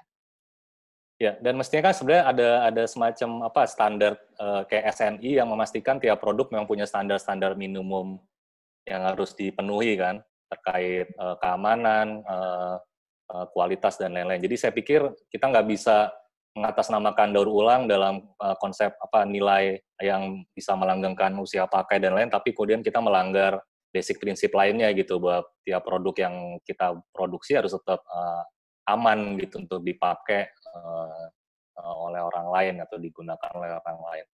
Jadi mungkin bisa cek di SNI atau juga yang mungkin yang sepanjang saya tahu bisa mulai dari situ dulu sih, SNI produk dan lain-lain. Itu sekaligus menjawab pertanyaan dari Titi Queen di Facebook, bagaimana cara meningkatkan kualitas produk daur ulang agar memenuhi standar nasional maupun internasional. Kalau untuk internasional, biasanya juga mereka sudah punya guideline ketika mengekspor gitu ya, barang-barang apa saja yang sudah masuk, dan memang ini mesti dicari tahu gitu, untuk bisa memenuhi standarnya. Jadi kita nggak perlu menciptakan sendiri. Oke, selanjutnya dari Trisha Lim atau Trisha Lim bacanya. Dari konteks mana pembacaan Mas Adi melihat konsep ekonomi sirkular itu tidak memperhatikan sisi sosial dari konsep ekonomi sirkular? Lalu bukannya ketika ada permintaan berarti ada interaksi sosial di sana jika kita tarik ke skala komunitas di tataran bawah? Ya, artinya dimensi sosial hanya dilihat dalam dimensi ekonomi gitu. Jadi sosial dilihat sebagai apa? Sebagai umumnya dianggap sebagai objek yang akan terdampak pada saat ekonomi membaik, asumsinya sosial akan membaik. Tapi kedalaman membaca dimensi sosial berhenti di situ gitu. Jadi kalau resource, misalnya kualitas air baik, kualitas udara sehat, terus kemudian lingkungan bersih, dan mestinya kan kesejahteraan sosial bisa lebih mungkin terjadi gitu. Terus kalau kemudian circular ekonomi diproyeksikan kalau di negara Eropa akan bisa menghasilkan atau melahirkan sekitar 700.000 pekerjaan-pekerjaan baru di tahun 2020 kalau itu dikembangkan sekarang. Nah, asumsinya kalau kemudian lapangan kerja membesar, kemudian bertambah banyak, ya mestinya kualitas sosial akan ikut membaik gitu. Jadi premisnya masih premis yang terlalu pendek dan menyederhanakan dalam pembacaan dimensi sosial yang selama ini kita juga tahu bahwa nggak begitu cara kerja ekonomi terhadap terhadap peningkatan kualitas kesejahteraan sosial. Artinya ekonomi tumbuh, toh pada kenyataannya ketimpangan sosial juga tinggi gitu. Kan persoalannya bukan soal bagaimana ekonomi baik atau tidak baik, tapi soal hal-hal lain yang kemudian perlu juga dibahas dan dijadikan detail lanjutan untuk melihat tentang prospek tersebut. Nah, circular ekonomi nggak sejauh itu melihat mendorong konsepnya, dan saya pikir juga mungkin nggak apa-apa juga gitu dalam konteks berkonsentrasi pada flow material dan keseimbangan antara produksi, konsumsi dan juga lingkungan. Tapi catatan kritik-kritik terkait itu sebenarnya mengingatkan bahwa kita nggak bisa bergantung hanya pada satu konsep, sementara ada hal lain yang sebenarnya juga itu nggak sepenuhnya menyelesaikan kondisi-kondisi existing yang ada gitu. Ya, mudah-mudahan terjawab ya. Mungkin kalau saya boleh sedikit bukan tambahkan ya, tapi mungkin juga tanyakan ke Adi terkait dengan pertanyaan Tri tadi. Ini mungkin masalah aksesibilitas ya, kalau kita bicara tentang faktor sosial yang selama ini dianggap lebih sebagai impact ketimbang sebagai fokus. Ya, akses itu salah satunya. Terus kemudian kesetaraan, misalnya bagaimana dalam model politik yang ada di tiap konteks tempat atau negara memungkinkan publiknya kemudian menyampaikan semacam aspirasi dan lain-lain terkait tadi. Misalnya kalau terjadi ketidaksetaraan atau ketidakadilan, apakah ada platform yang memungkinkan atau infrastruktur memungkinkan publiknya menyeimbangkan kembali kondisi-kondisi yang terjadi gitu. Jadi selain bicara akses juga soal tadi struktur politik dan lain-lain. Jadi pada saat misalnya circular ekonomi bekerja, tapi secara politik strukturnya kemudian tidak memungkinkan munculnya semacam kesetaraan dalam menyampaikan gagasan atau mengembangkan inisiatif yang bisa lebih berkeadilan, ya sebenarnya ekonominya jadi makro aja gitu. Jadi secara makro baik, tapi kemudian secara mikro mungkin kita akan lihat banyak bolong yang sebenarnya akan menimbulkan persoalan-persoalan sosial gitu. Ini menarik sekali kalau kita tarik diskusinya ke lebih luas ya. Tapi itu nanti. Sekarang ada pertanyaan dari Eka Setiawati. Cuma rasanya ini tadi sudah terjawab dari yang di atas ya, mengenai sisa limbah garmen. Oh no, mungkin ini ya, sebagai pengrajin kain perca limbah garmen apa resiko yang mungkin ada dengan recycle yang kami lakukan? Kalau cuma dipakai ke kalau cuma dipakai ke badan nggak masuk ke mulut sih mungkin aman-aman aja, dan cuma dijahit misalnya juga mungkin aman-aman aja. Jadi mestinya juga sepanjang moda produksinya sebenarnya masih moda produksi yang umum, dan kemudian nggak aneh-aneh gitu, ya mungkin ya kecuali nanti dipanasin, dibakar dan lain-lain mungkin jadinya bermasalah ya. Tapi sepanjang perca-perca itu dijahit ulang, terus kemudian menjadi satu komposisi produk yang lain, saya pikir sih nggak masalah sih, dan menurut saya baik aja dikerjakan. Dari Azizonomics, selamat siang Mas Adi dan tim Smesco. Namanya Azizonomics, mungkin kita perlu membahas itu. Secara umum kita lihat pelaksanaan ekonomi sirkular lebih banyak menyasar masyarakat atau konsumen, komunitas atau UMKM. Menurut Mas Adi, apakah konsep ini juga visible untuk industri besar, terutama di Indonesia kalau dilihat dari efisiensi dan efektivitas produksi? Dan kira-kira apa saja tantangan dan peluangnya? Ya mungkin Adi juga bisa ngasih contoh-contoh ya, karena kita tahu sudah banyak perusahaan besar yang juga melakukan ini. Ya, sebenarnya kalau bicara konsep circular economy, tawaran konsepnya atau premisnya diharapkan bisa bekerja di semua level dan skala. Jadi mulai dari level individu sampai di level global gitu. Jadi mestinya sih nggak ada pembedaan bahwa yang ini visible buat yang satu dan tidak visible buat yang lain.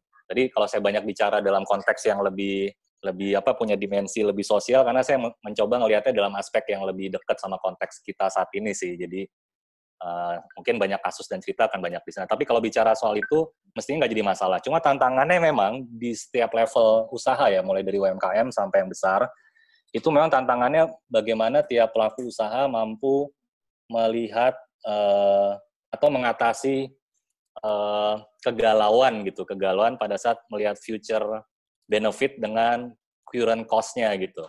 Karena pada saat bicara mengembangkan satu model konsep circular economy, sementara praktek existing-nya sebenarnya dia berlawanan dengan konsep yang sedang mau dikembangkan, bisa jadi itu butuh investasi baru. Nah, investasi baru itu yang kemudian mungkin dampak namanya investasi, artinya dampak usahanya mungkin belum langsung akan terasa gitu. Jadi kayak waktu yang pameran Jakarta Biennale, waktu itu cost untuk membuat partisi dan lain-lain itu 2,5 kali produksi partisi umumnya yang menggunakan gypsum dan rangka yang hollow tipis yang mudah rusak gitu. Jadi kalau dibongkar hancur dan jadi sampah. Jadi cost-nya 2,5 kali. Tapi proyeksinya bisa digunakan sampai 5-7 kali. Jadi dibongkar pasang gitu, 7 kali pakai bisa terjadi. Artinya kalau ini digunakan tidak hanya sekali di event Jakarta Biennale, tapi bisa dikerjakan di rantai ekosistem event lainnya, itu sebenarnya bukan cuma balik modal, udah untung. Untungnya bisa sampai 2-3 kali. Jadi artinya ada keuntungan bisa ditarik. Tapi investasinya jadi mungkin itu yang bikin orang kadang-kadang nggak berani ambil itu gitu. Karena mungkin menganggap bahwa ya investasi yang kemarin aja belum balik, sekarang harus investasi baru gitu. Mungkin tantangannya di situ ya. Seringkali terhambat karena ada investasi-investasi existing yang sebenarnya belum sepenuhnya kembali. Atau mungkin ya ada profit yang belum tercapai sehingga untuk investasi berikutnya itu agak sulit. Nah, ada ini juga sih, ada semacam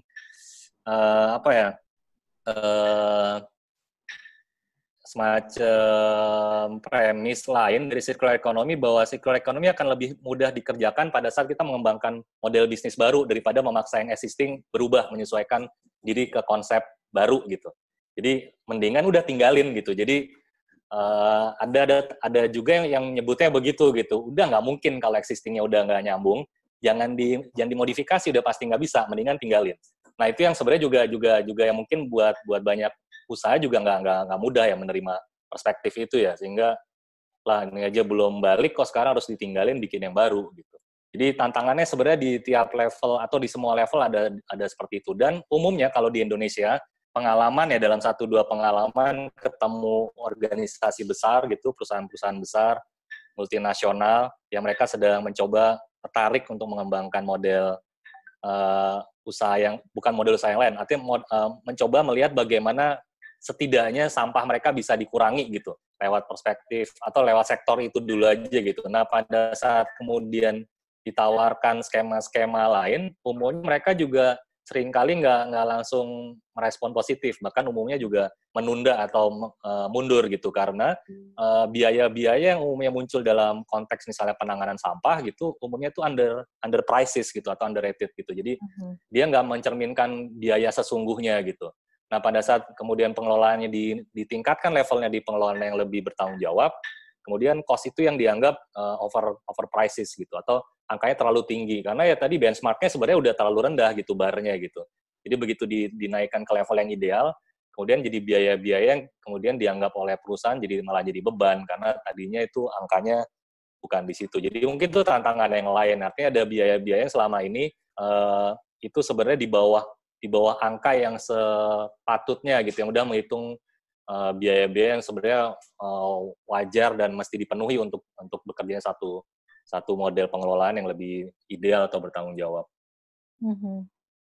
Nah, itu starting point-nya bagaimana tuh, Di? Kalau misalnya mau mengubah mau mengubah budaya yang selama ini sudah terjadi gitu dari apalagi dari satu industri besar yang biasanya lifetime-nya kan nggak tiba-tiba besar gitu, yang sudah melalui bisa jadi 5-10 tahun untuk sampai di level itu gitu.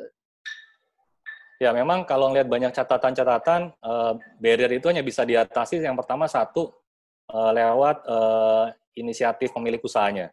Jadi pemilik usahanya memang mau dan memaksa dirinya dan memaksa usahanya untuk berubah. Itu yang pertama. Terus kedua, kebijakan. Artinya ada kebijakan memaksa yang datangnya dari negara.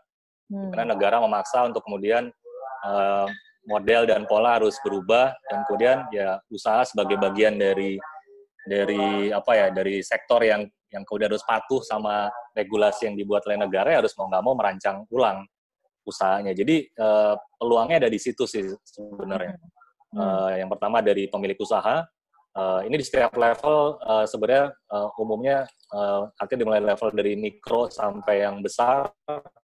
Ya pemilik usaha punya peranan kunci untuk mengubah arah usaha. Terus kemudian ya negara dengan kebijakan dan aturan yang memaksa.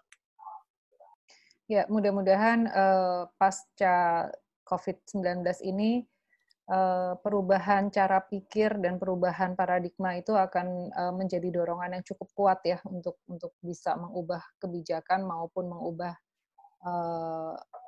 bagaimana kemudian kita menjalankan produksi. Ya. Ya, saya menambahkan Mbak Vivi, kalau dari negara mungkin salah satu yang bisa didorong ya mungkin upaya publiknya harus mendorong ya.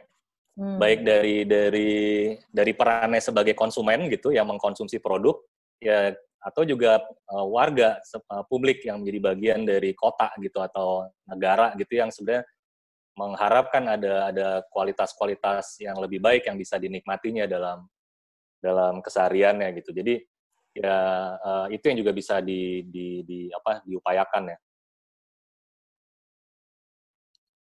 Oke.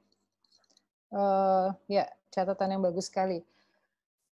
Terima kasih, Adi. Ini ada pertanyaan berikut dari Marco, tapi mungkin kita ke yang lain dulu. Kalau misalnya nanti masih ada waktu, kita akan kembali untuk memberi kesempatan pada yang lain.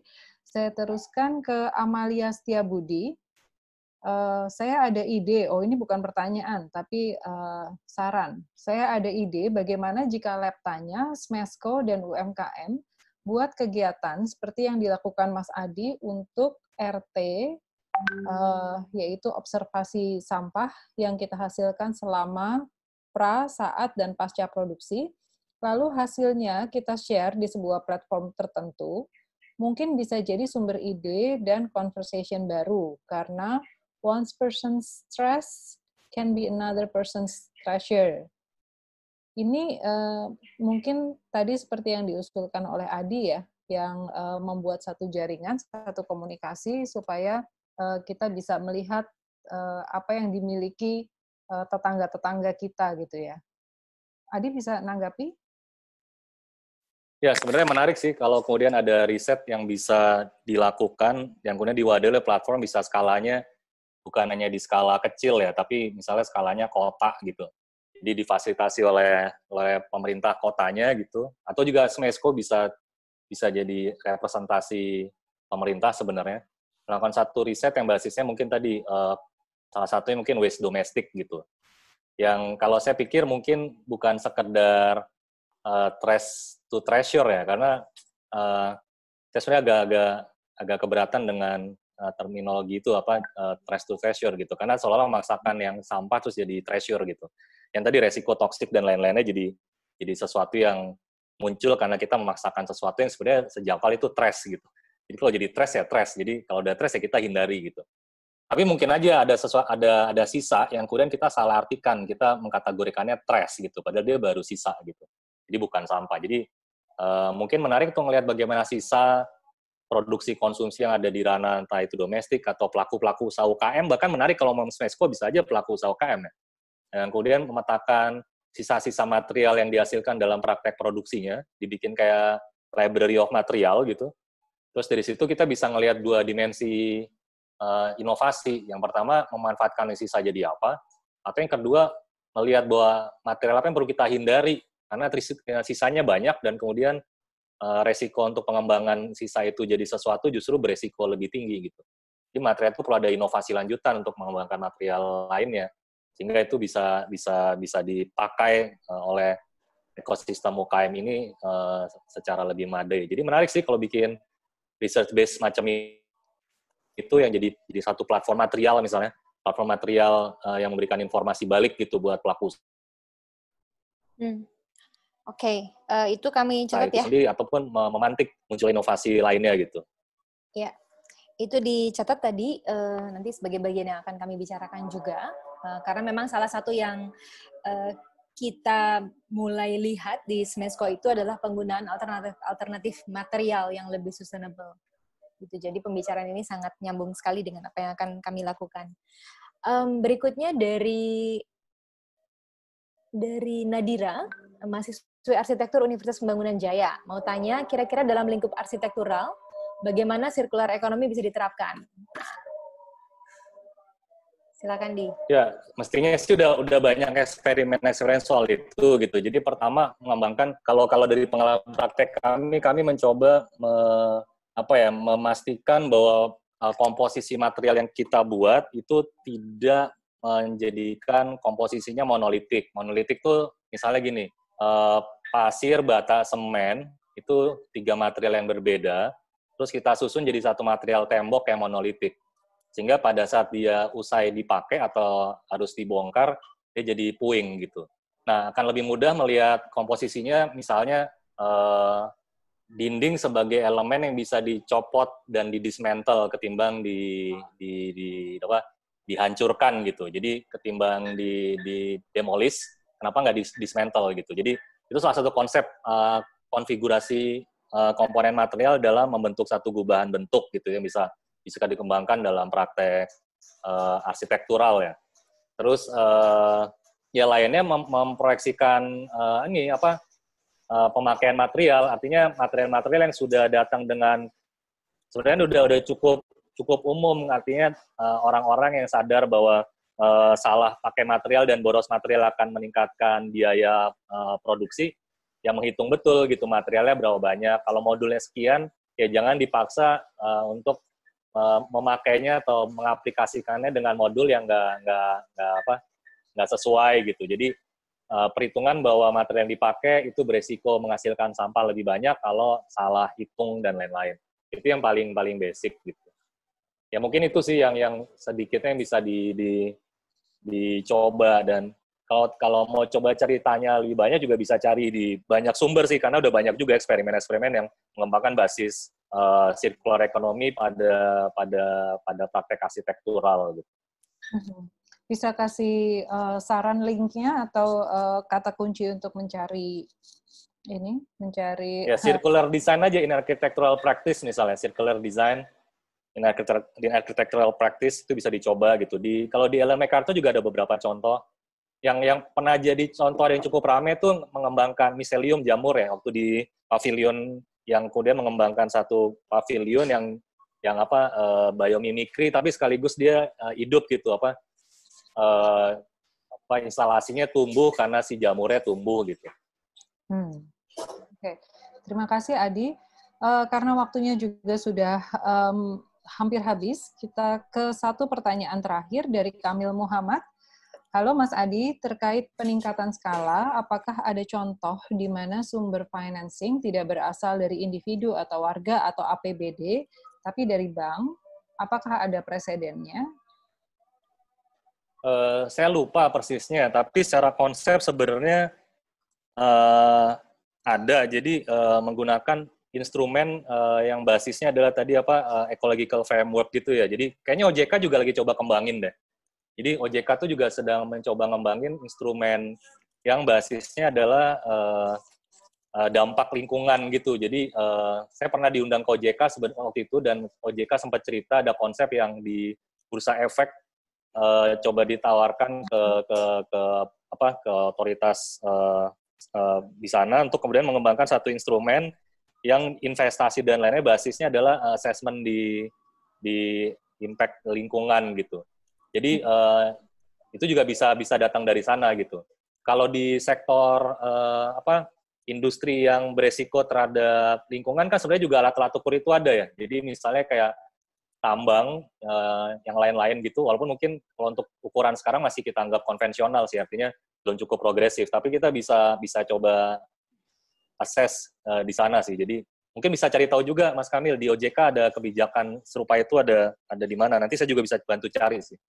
Karena itu sempat ada obrolan soal itu juga dari teman-teman di OJK. Kebijakan pendanaan ya. Oke. Mudah-mudahan cukup menjawab ya untuk Kamil. Tentu tidak gitu karena Singkat sekali. Karena pertanyaan peningkatan skalanya juga nggak terlalu jelas dalam aspek apa gitu ya. Tapi nggak apa-apa, mungkin kita sebetulnya bisa tetap melontarkan pertanyaan baik melalui Facebook dan melalui chat ini yang nantinya akan kami coba jawab melalui WhatsApp group atau melalui email, atau yang sekarang sedang kami upayakan adalah nantinya melalui website Smesco. Jadi teman-teman kalau misalnya memang belum puas atas jawaban dari Adi, silahkan tulis pertanyaannya, kami akan coba akomodasi dan jawab. Ya. Ellen, halo Ellen, ya silakan. Ya, tadi teman-teman juga sudah ada ya kontak-kontak dari Lab Tanya. Jadi nanti bisa menghubungi ke Lab Tanya langsung juga kalau misalnya perlu langsung bicara dengan Adi. Selanjutnya hari Kamis kita akan ada sesi bincang-bincang lagi juga bersama Mas Singgi sebagai founder dari Spedagi di jam yang sama 10 sampai 12. Terima kasih banyak Adi Terima kasih Ellen, Mbak Vivi. Paparan jawaban pertanyaannya. Terima kasih teman-teman. Dan provokasinya juga untuk pagi ini. Semoga bisa bermanfaat untuk teman-teman juga untuk berpikir lebih lanjut kalau misalnya memang mulai ingin mengubah bisnisnya menjadi lebih sirkuler. Terima kasih untuk semua teman-teman yang sudah menyediakan waktu. Kita bertemu kembali hari Kamis jam 10 ya teman-teman. Bersama dengan Mas Singgi dari Spedagi. Selamat siang semuanya. Terima kasih. Siang semuanya. Terima kasih.